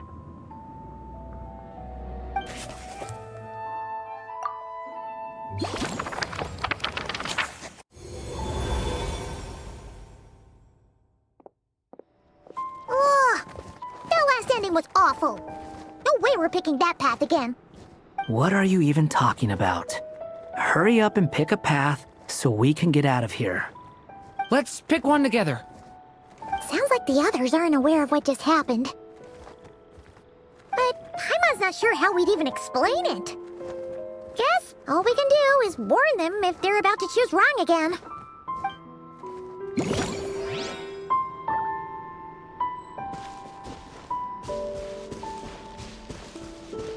The wind kept blowing, but the little dragon had not yet resolved to follow it. Before him lay a foggy path, and where it might lead he could not tell.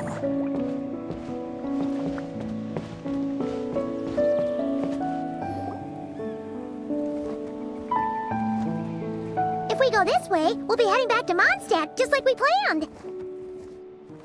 Out of all the options so far, this seems like the safest, right? At least we know what happens next. He helps stop the evil dragon from returning, gets a new body, makes a whole bunch of friends, who all just forget about him. But you didn't forget, Hat Guy. I'm just saying, choosing this path wouldn't solve the main problem. You'd still end up being forgotten. Huh. I'm not against choosing this path.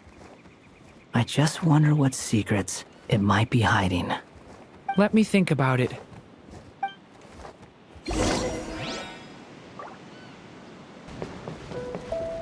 I still think you should keep going, little dragon. If you leave the castle, you can accomplish something amazing and make a bunch of friends along the way. Really? Then let's go! Unable to preserve his story, the little dragon wandered astray. Fortunately for him, a certain prophetess had left behind a prophecy to guide him. The wind took the prophecy and swept it off into the distance, and so the little dragon was shown a path to wander. Following the wind's guidance, the little dragon made his escape. In turn, the prophetess affirmed the little dragon's choice, leaving an extra secret as her parting gift. Now that you've made up your mind, I shall keep my promise by explaining Fate's little trick.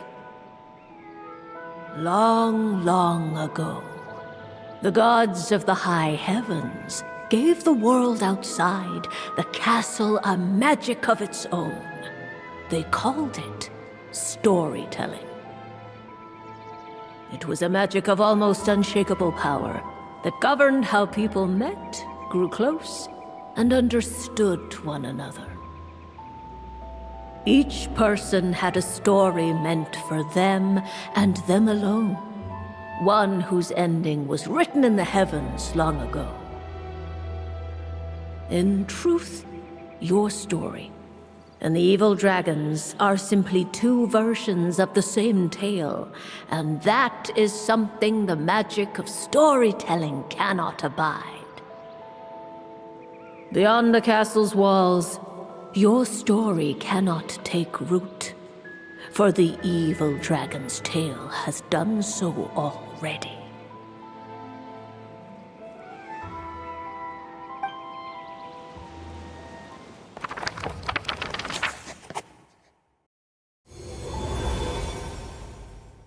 So, that was the secret? Huh. But what does that mean? You still don't get it? Simulanka Durin and Tevat Durin share a special kind of connection. Their fates are mirror images of one another. While they were in two separate worlds, there may have been some mutual influence, but their fates were independent. But when Simulanka Durin came to Tevat, a version of his fate already existed there. So, how can two fates exist at the same time? The answer is, they can't. The rules of this world don't allow it. You can't return a book you never checked out in the first place. So, what's Durin supposed to do? Those mages seem to have come up with quite the ingenious solution.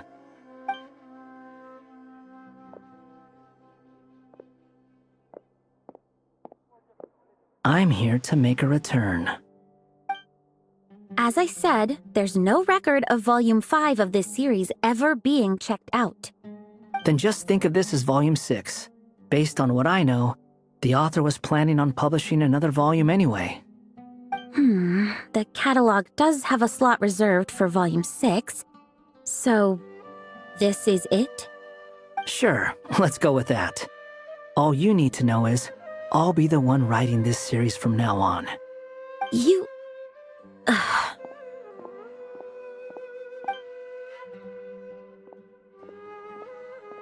are you up to this time? Remember the red tape I mentioned before? Well, I just took care of it. Now, I guess you'll be off to see your alchemist friend? It should be pretty obvious by now. He has the answers you're looking for. Well, we do have a whole whole bunch of things to confirm with Albedo, that's for sure. But didn't Jean say he'd be gone for quite a while? I'll join you. Just let me know when it's time to go. Hat guy? Don't sound so surprised. I'm part of this story too, aren't I? I'm just playing my role. Well, yeah. But it's not that. I just feel like you want to help, but something's holding you back. When I first realized you were being forgotten by the world, I thought it might be because you spent too much time with me. I even thought cutting our ties might be the only way to fix it. Why would you think that?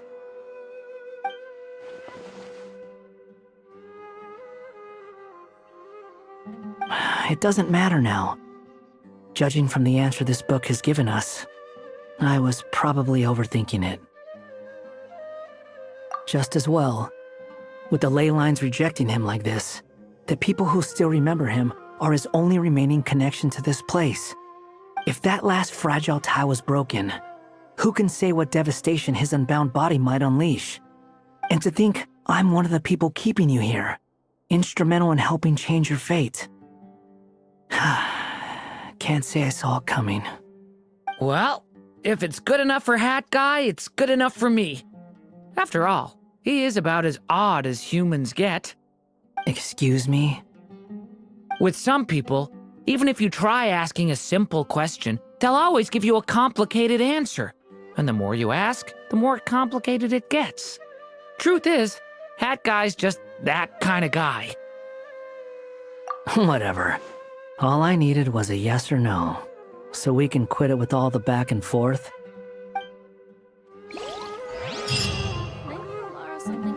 So this is the other Durin, huh? If this had been the dragon that ended up being revived in Mondstadt, there's no telling what kind of calamity that people would have had to endure. So, if you think about it like that, Durin's actually a hero. No, I'm just a little envious, that's all. Not everyone gets a chance to be a hero. Actually, most of the credit belongs to Albedo. Then again, barely anyone even remembers you at this point. So I guess there's not much left to envy. Oh, so you three still remember Durin? Looks like the memory loss hasn't spread to close friends. Yet. I guess that means my memory of you must still be complete as well. Albedo. You're finally here! Oh, boy, do we have a whole pile of questions for you! Oh, you're here too? I think I've pieced together some of what happened to him. But what's your take on things?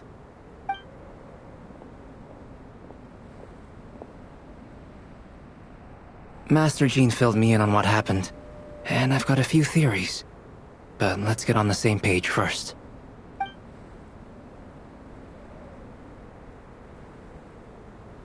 Well, physically, he's doing fine. His body is holding the abyssal power at bay.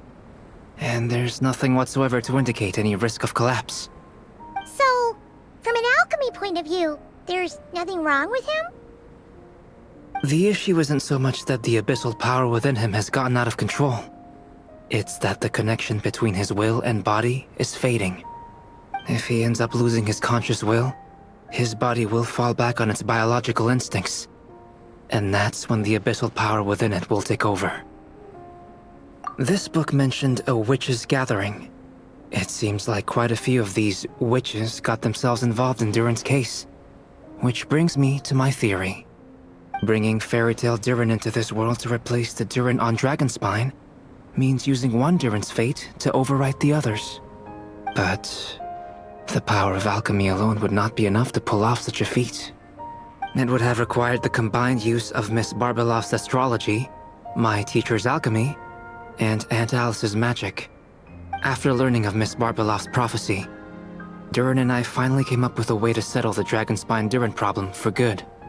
And I took care of the alchemy side of things, which, looking back on it, seems to have been a part of their plan all along. So now, there's only one thing missing. As for the fate theory our friend in the hat just mentioned, I still can't figure out how any kind of magic could possibly influence the fate of Tevat. But I'm certain that the answer lies within this book.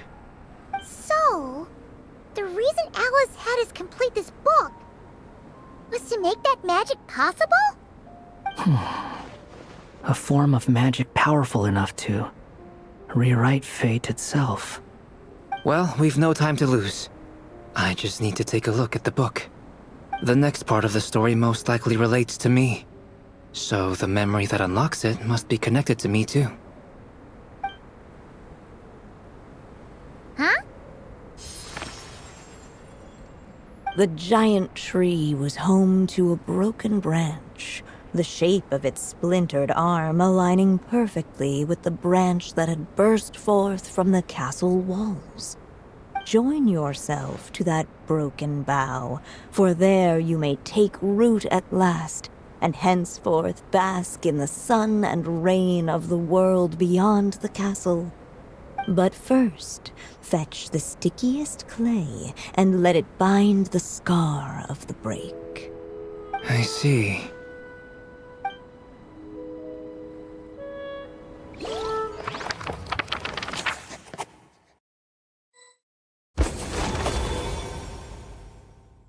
Guided by the breeze, the little dragon arrived at an alchemist's workshop. There he was greeted by a clay figure, a child molded by the Sage Witch's hands. Though gentle in appearance, he had inherited his mother's cold, sharp wisdom. And he was determined to avert the calamity the evil dragon would bring. And so was his helper, none other than the little dragon himself.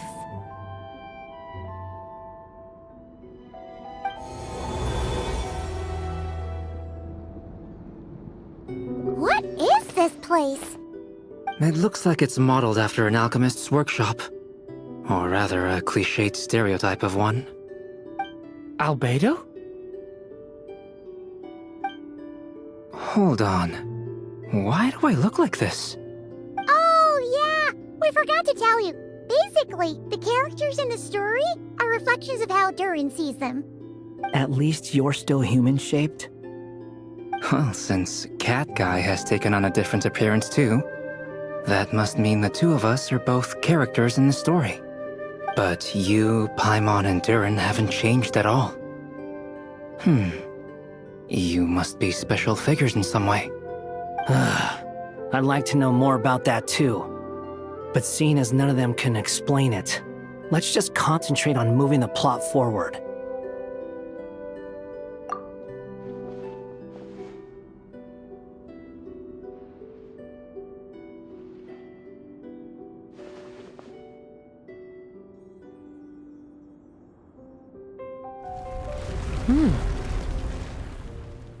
And just like that, the group stumbled upon a hidden passageway.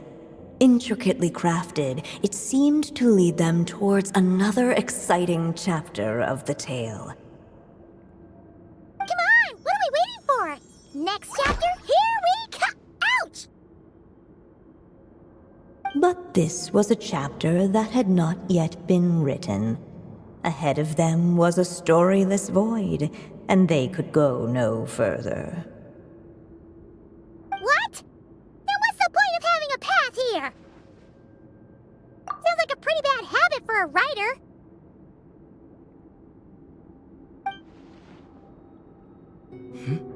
Over here. I found something. What the clay figure found was none other than the evil dragon's heart itself. Though the creature had perished long ago, its heart was still there, pulsing away and growing warmer with every beat. And the clay alchemist knew what it meant. That the evil dragon would return one day, just as the prophecy had foretold. Yet, guided by his mother's wisdom, he foresaw another fate. If only the alchemist could bestow this heart upon the little dragon, he might be reborn in the evil dragon's stead. Only then would the evil dragon's heart grow still, and the little one inherit its tale. Sounds like this chapter's about Albedo bringing me to life? If that really was the solution, though, this would have been over the minute I finished the transmutation. So why is Durin still being forgotten? There has to be some other reason. Yeah, I'd like to explore the area a bit more.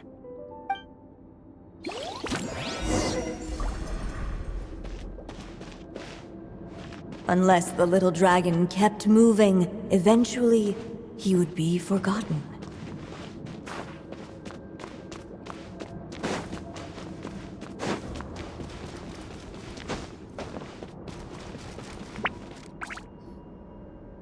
Returning to the castle. I just never thought crossing over into a new world would create so much trouble. All I wanted was to make some friends. I'm starting to think I kinda miss being in Simulanka. You might look back on it with fondness, but if I were you, I wouldn't miss it. Why? Sometimes, moving on with your life comes at a cost. But that's better than going nowhere at all. You don't have to worry, Durin. No matter what problem you face, there will always be a solution. Okay. Sometimes I wish I could just go back and see it again.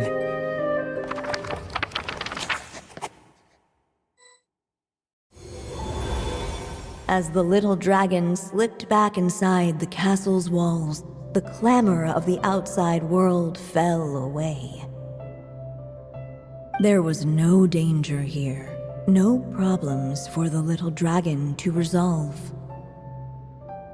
As soon as his mother finished her story, it was time for the child to drift off into the world of dreams.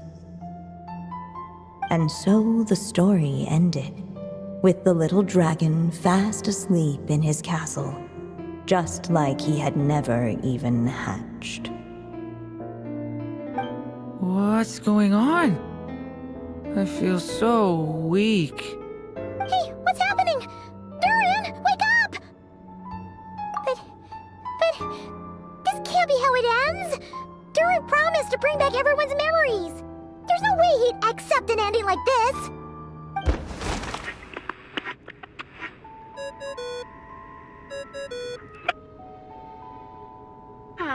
Looks like you've discovered another possible ending.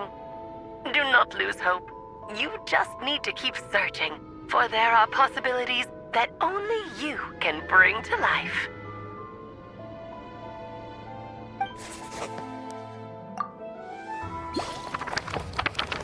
Be forgotten. There you are. Oh, hello there. Hey, it's Mini Durin again!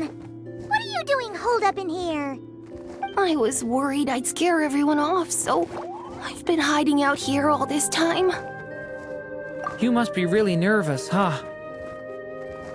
I guess I am a little nervous, but I'm also excited. I'm gonna get to stop the evil dragon and even become a human. It's all thanks to that clay man. He's the one who talked me into it. And once I'm a human, I'll be able to make loads of friends and do tons of important things. You'll make lots of friends, that's for sure. And go on many unforgettable adventures. I'm so glad to hear it. The only thing is, the clay man said becoming human isn't gonna be easy. So I'm feeling a little anxious too. He's right about that. Even if you manage to become a human, there will always be tougher challenges on the road ahead. Really? But even so, your friends will be there to help you. Oh? Then I'm not afraid. Funny, isn't it? After talking to you, I'm not afraid anymore either. So, are you ready now? Yep, I'm ready to become a human. What the clay figure found was none other than the evil dragon's heart itself. Though the creature had perished long ago, its heart was still there, pulsing away and growing warmer with every beat. And the clay alchemist knew what it meant. That the evil dragon would return one day, just as the prophecy had foretold. Yet, guided by his mother's wisdom, he foresaw another fate. If only the alchemist could bestow this heart upon the little dragon, he might be reborn in the evil dragon's stead. Only then would the evil dragon's heart grow still, and the little one inherit its tale. At last, the little dragon accepted the evil dragon's heart, and a new life came into being. The evil dragon's heart beat in his chest, and the little dragon's soul guided him forward. Thus did the prophecy hold true, even as fate had been rewritten, and so was the little dragon born anew.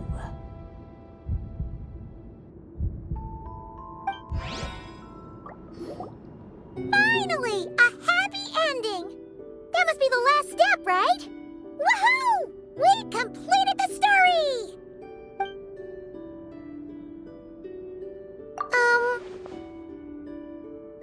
Born anew, the little dragon set off once more, his story far from over. Huh? So, that wasn't the end? What comes next might be the most crucial part of all. The real last step. If fate really is as devious as they say, then I say, show us what you've got. Wow! You're all so serious all of a sudden.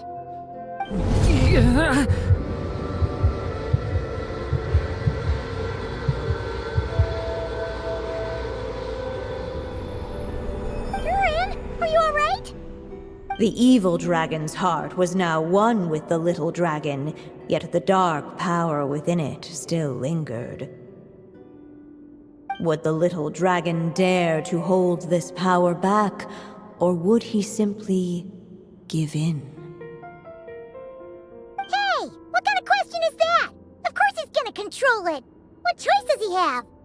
Time is running out. So, will the little dragon dare to hold this power back, or would he simply give in? What's up with the narrator?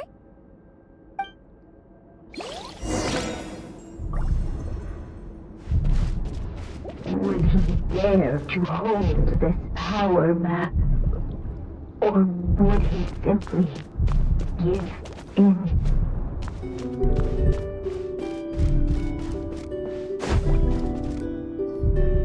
The little dragon and his companions.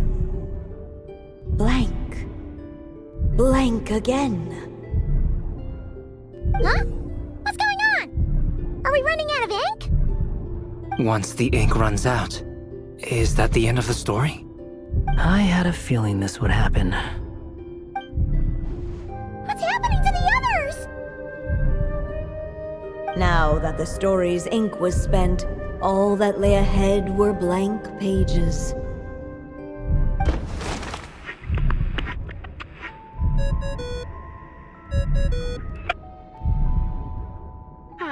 Looks like you've discovered another possible ending.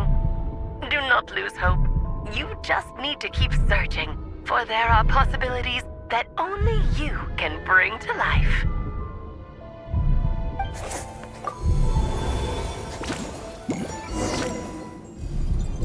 Would he dare?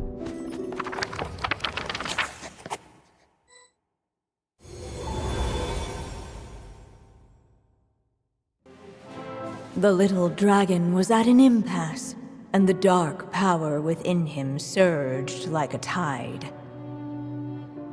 Unchecked, the darkness engulfed everything around it, including the little dragon's soul.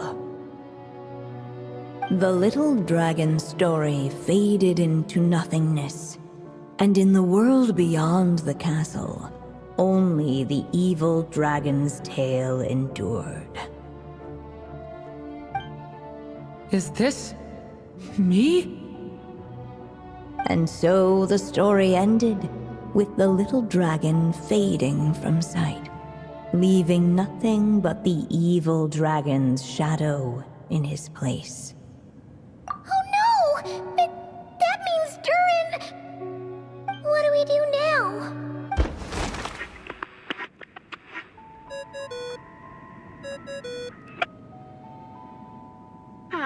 Looks like you've discovered another possible ending.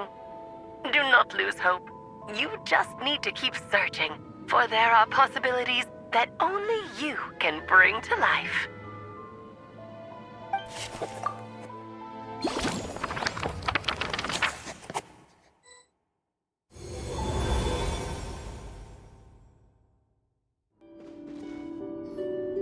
What's going on here?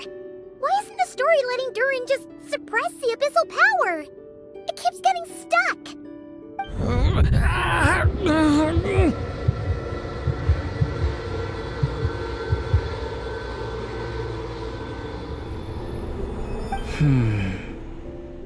It seems the act of suppressing the power counts as an event in the story. In other words, we would need ink to write it in. So, what now? Did we use too much earlier? How are we supposed to write a happy ending with only this much left?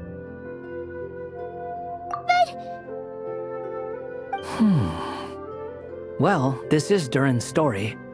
As long as he's alive and well, why should it end? If there really is such a direct correlation between the story and his fate, I may have a potential hypothesis. Durin was, and still is in essence, a storybook character, written into being by M. From the moment he was born, he has always dwelt within her story. And I suspect that has remained the case, even after his arrival in Tevat. Reviving Durin in the evil dragon's place was an act of grafting this Durin story onto the latter's fate. In essence, that is how his fate was rewritten.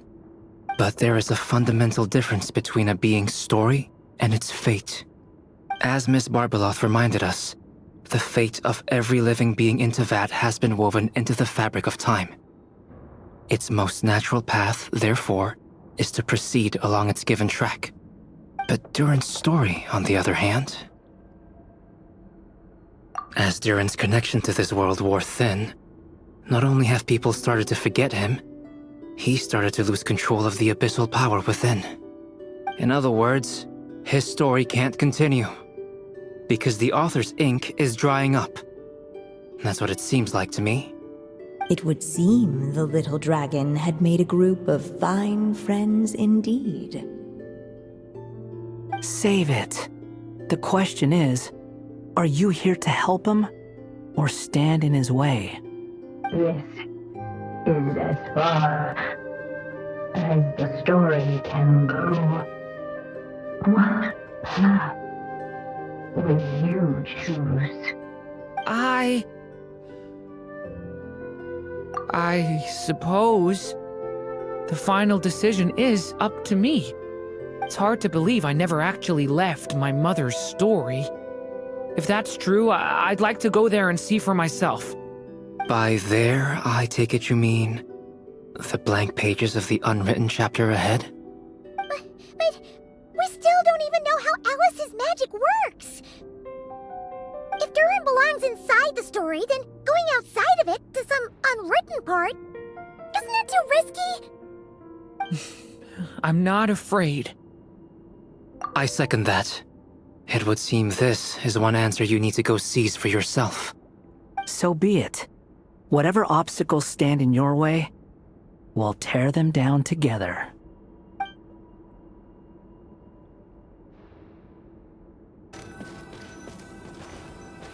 facing that invisible wall. It was as if the little dragon was staring at the uncrossable edge of existence itself. And all of a sudden, it began to fracture, as if struck by some transcendent will.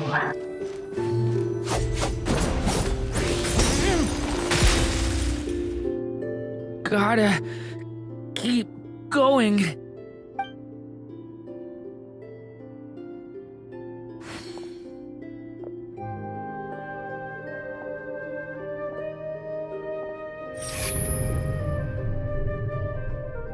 Ahead lies only a storyless void.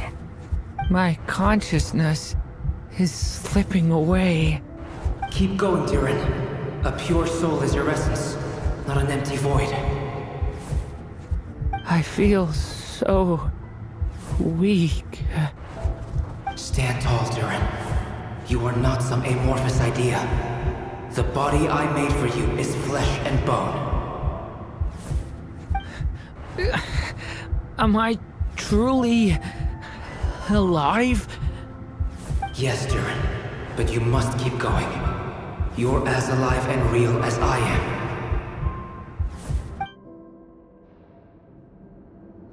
I can't feel a connection. You're not alone in this world, Durin. At the very least, you have me.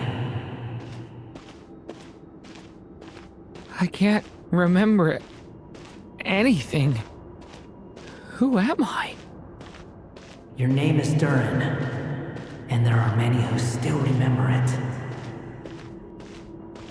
My name is Durin. You're taking too long. Come on, Durin, run! In this world, fate waits for no one. Wait! Where am I meant to go? What am I supposed to do? Go. Make your wish come true, Durin. My wish?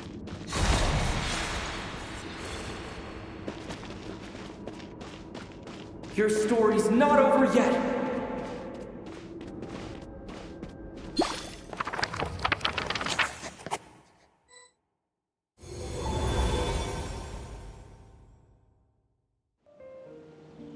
Silence, huh? Have you nothing to say about my proposal? Let me get this straight. You want to graft your story onto this unfinished thread of fate, and in doing so, not only rewrite that fate, but allow the story to live on. Quite the brilliant idea. Still, the story's survival depends entirely on whether the author keeps writing. Exactly. And the moment foretold by the prophecy is still centuries away. I see. I thought my own ignorance might be the problem. That I'd asked more of the noble science of alchemy than it could ever deliver. Or that I had failed to discern the heavenly signs and grasp the secret truth underlying the prophecy. Little did I imagine that time itself would prove to be the greatest hurdle of all. Well, my friend, this has been a most intriguing experiment. And from an academic perspective, at least, I don't think it was a bad proposal. Someday, the prophecy will come to pass. So remember, my friend, much like the stars themselves, there will always be something that transcends the test of time. Thank you, everyone. You've helped me so much already. But, Alice, I still have one final favor to ask of you. Will you lend me your magic one last time, just enough for me to keep his story alive until the prophecy is fulfilled? You mean you want me to extend your lifespan? No, not in that sense. As Rheindotter once told me, The laws governing life and death are among the most unyielding in this world. I'm well aware of that. Whether it lasts a day or an age, the span of one's life is determined by fate alone. If I tried to breach that law by force, I'm afraid I would lose what makes me human. This is not a path I want to go down. If I am to die, then I shall die a human. So what is it that you want me to do? I would like you to send this pen of mine into the future. I see. Then perhaps there really is a way I can help. I could create a kind of story magic to take over the writing once you're gone. Oh, but for it to work, you would need to provide enough of your own words for it to learn from. How much? Oh, an immense amount. So much, in fact, that you would have to spend the rest of your life writing. And even then, I'm sorry to say, it would not last forever. No matter how much you write, there is a limit to the number of words you can leave behind. But the world itself will never stop changing. Someday, perhaps, even your entire corpus will not be enough for the magic to continue describing this world. And when that happens, the story will end. Still, it's worth a try.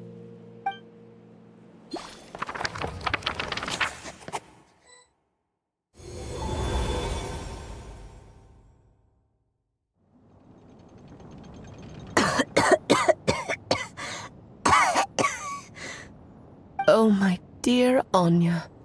Even after all this time, you're still... Look at you. You should be enjoying your old age in peace and quiet, especially now that things are finally returning to normal after that terrible calamity. Once he leaves Simulanka, things will only get more complicated. If his story is to continue, there needs to be more material for the magic to draw upon. I'll just have to skip over some of the less important details. Anya, why do you insist on sending him out of the storybook world? Why must he face his fate into that? Why not just let him remain within the story? With my magic, even fate's curse could be undone and he could live happily ever after. I suppose. In fairy tales, all it takes is a heartfelt wish. And even a wooden puppet can turn himself into a real boy and live happily ever after. That's just how fairy tales end, isn't it? But have you ever wondered what happens to the main character after the ever after?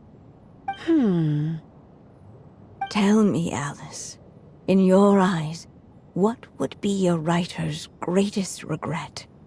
To leave a story without an ending. Not a bad answer. It's true, many writers come to consider that their greatest regret. But I see things differently. My greatest regret is that every story I write has to come to an end in the first place. Anya. No matter how brilliantly a character shines, the moment their story ends, their potential is lost forever. For them, the story itself becomes an inescapable fate. But what if, instead, I could place my pen in their hand and let them continue the story themselves? You mean... You said it yourself. I can only leave so many words behind. Even with your magic, the idea that I could keep the story going until the prophecy comes to pass is wishful thinking at best. But I've found a way to use your magic to transform some of my finished stories into a special kind of ink. This ink is a magical medium he can use to complete the story the way he wants to. For what is storytelling but another kind of magic? And if he can experience the whole tale himself while leaving behind his own wishes and aspirations, even once he reaches the chapter where I stopped, he'll still be able to carry the story forward on his own. And so, by leaving him this ink, I can entrust him with the responsibility of writing his own story. A character with the power to write their own story. That way, he'll finally be free from the cage that is my pen. And like anyone else living in the real world, he can go on to create a life of his own. And you no longer need to worry about the constraints of my magic. What a brilliant idea, Anya. But there are still risks. First of all, once he arrives in Teyvat, he'll have to rely entirely on the story you left him to maintain his connection to that world. As you gradually hand over creative control, that connection will grow weaker, and at some point, he might lose it altogether. But at the same time, he'll also have the chance to forge that connection for himself. The issue is, this method taps into too many of Teyvat's core secrets. Any overt hints you try to leave will be erased in no time. In fact, it'd be hard for you to leave anything at all to guide them. We still have the story itself, though. I can use that to show them the way.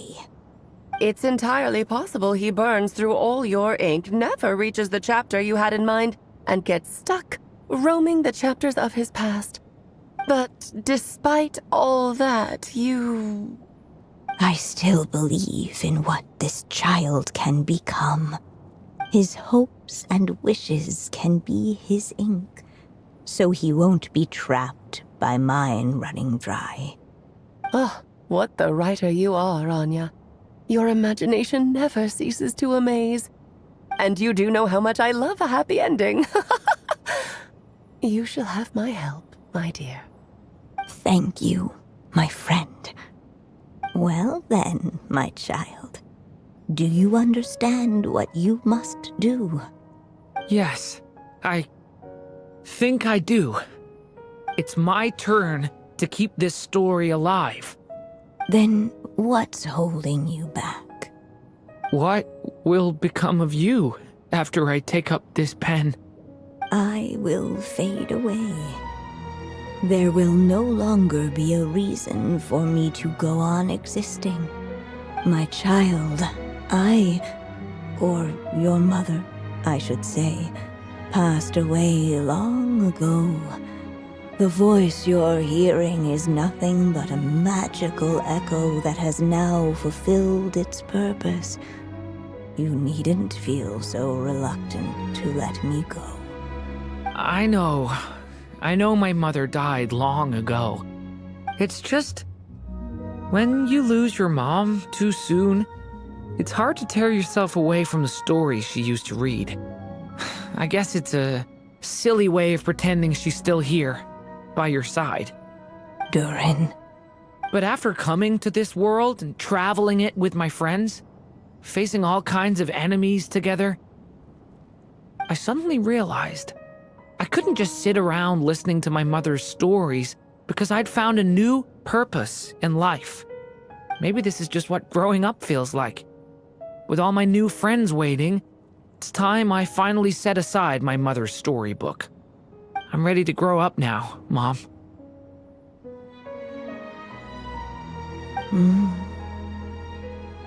Then take this. A gift I should have given you a long time ago. You've witnessed this story from the very beginning. Made your wishes, offered your blessings, and even wrote your choices into its pages. From here on out, this pen is yours. Now I ask of you, the other pillar of this story, as both its reader and its witness, will you turn the page so the next chapter can begin?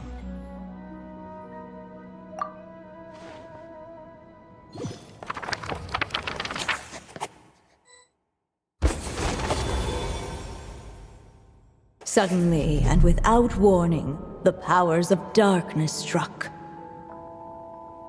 The question was, could the little dragon prevail?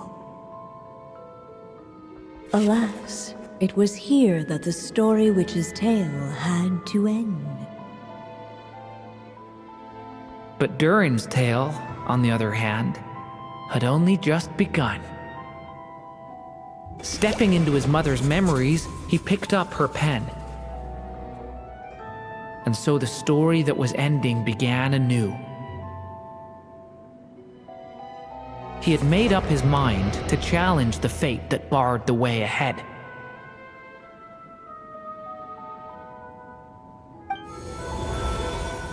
Looks like this is the final step. A chance to strike back at fate? Now that's not something that comes knocking every day.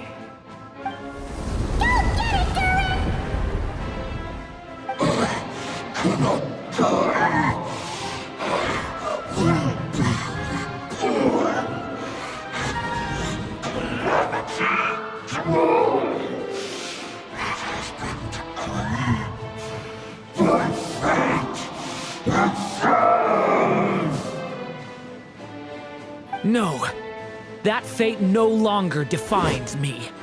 In the end, only my story shall endure.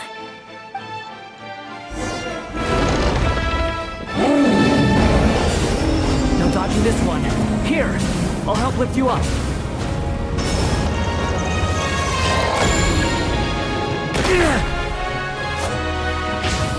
Believe it, only my story shall endure. Sir! Looks like there's nowhere to hide. Here, I'll cover for you.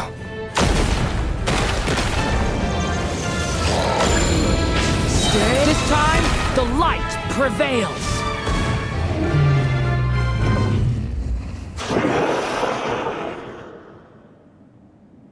Thank you, Mom. And so it was that Durin defeated the darkness and rewrote his fate. But his story is far from over.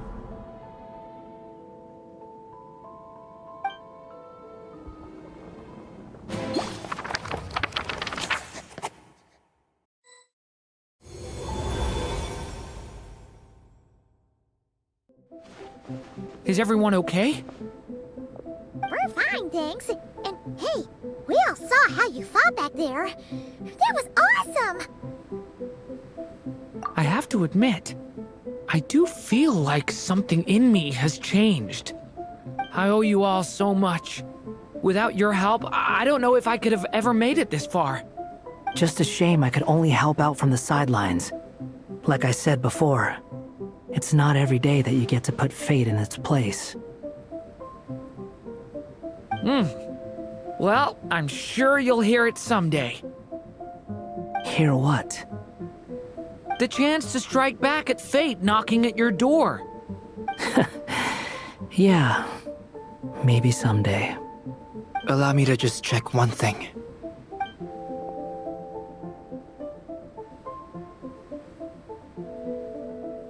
Yes. The abyssal power within you has stabilized again. And those strange symptoms you were experiencing seem to have completely disappeared. Oh, thank goodness! I wonder what it means, though. Aside from the principles of alchemy, what other law of this world governs his being? Look, it all turned out fine, so just leave it at that. Now that this one's out of danger, it's time for me to get out of here. You're leaving so soon? But don't humans usually throw a party after something like this? A party? Do I look like that kind of guy? Anyway, come find me again next time you're in trouble. That's what friends are for, right? In a way, though, he is right.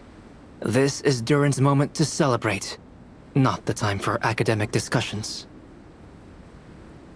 Hey, I don't blame you for asking. And honestly, I'd be perfectly happy to talk about it. It's just, I wouldn't even know where to start. It's all right. I'm sure we'll get a chance at some point. After all, your story's only just begun. Mm-hmm. All right then. Traveler and Paimon, we'll part ways here. Given the extraordinary nature of the things we witnessed today, I need to make sure it's all recorded properly. Okay, see ya! So, it's party time next? Huh?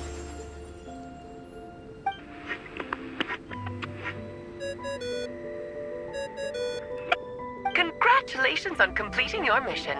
Now then, as per our agreement, it's about time you returned that book. She must have known the moment we finished. Just like she said she would. I've heard dressing appropriately is a must for socializing.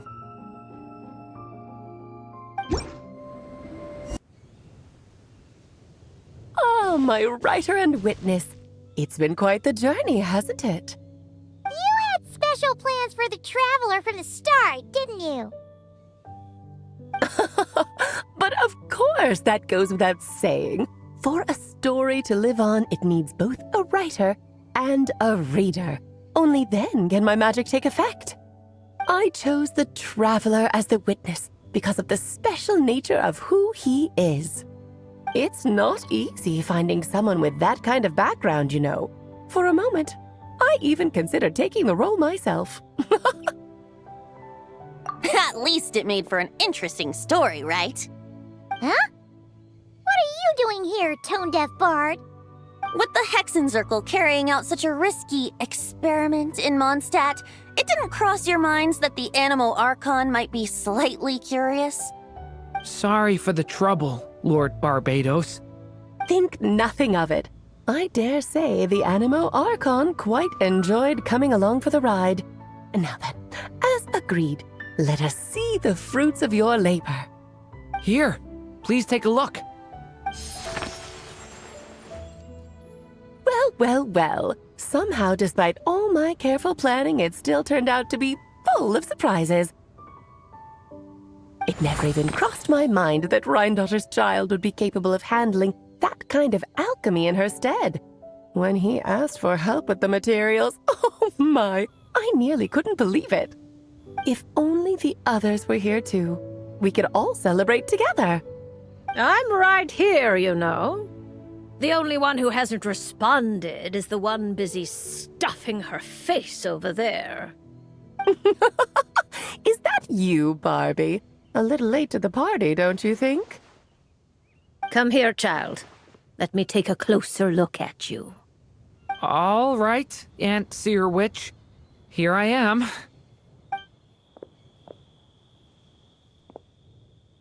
Just as I thought. This child's fate does not appear among the stars. Anya has accomplished what almost no one before her could. What does that mean? Child, all you need to know is that you're very lucky indeed. Oh.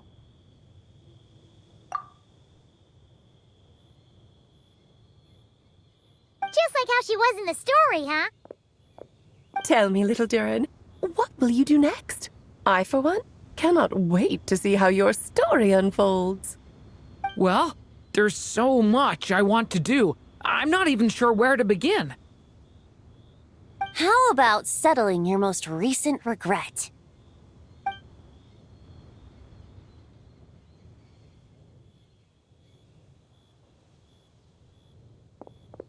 so fast, tone-deaf bard! What exactly did you just tell Durin to do? To make a long overdue wish come true. Thank you once again, Alice. How much time do you have left? I believe these should be my final moments. Just enough time to say goodbye to my dearest friend. This feels like having to say our final goodbyes all over again. I don't like it. Not one bit. I don't know how to respond to that. Strange. You were always such a cheerful figure in my stories. I even dubbed you the Merry Witch, you know. Oh, please. You know full well it was your stories that first taught me what true pain and sadness felt like. Aside from saying goodbye to me, shouldn't you also leave a few words for the child? Since the book will be his to continue, why don't you write him a little parting note? There's no need. His mother already did that long, long ago.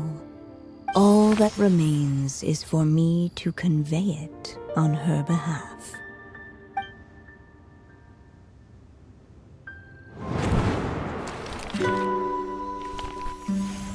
My child, these may be the last words I get to leave you.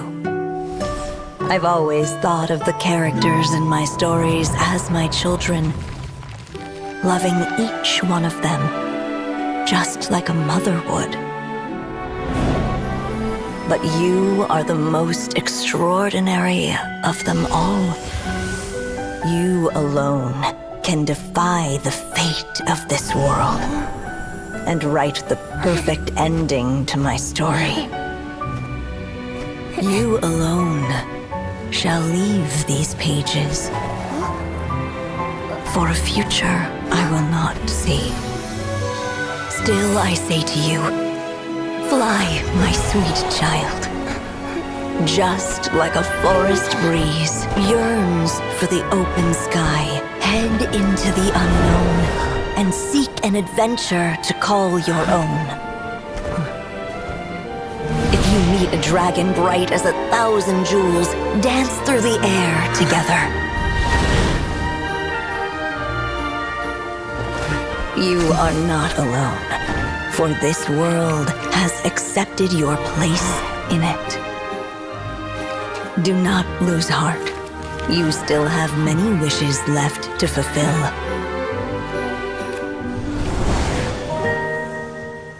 A long tale awaits you, my love. Let songs and flowers be the ink that fills its pages. Take my pen and use it to continue your story.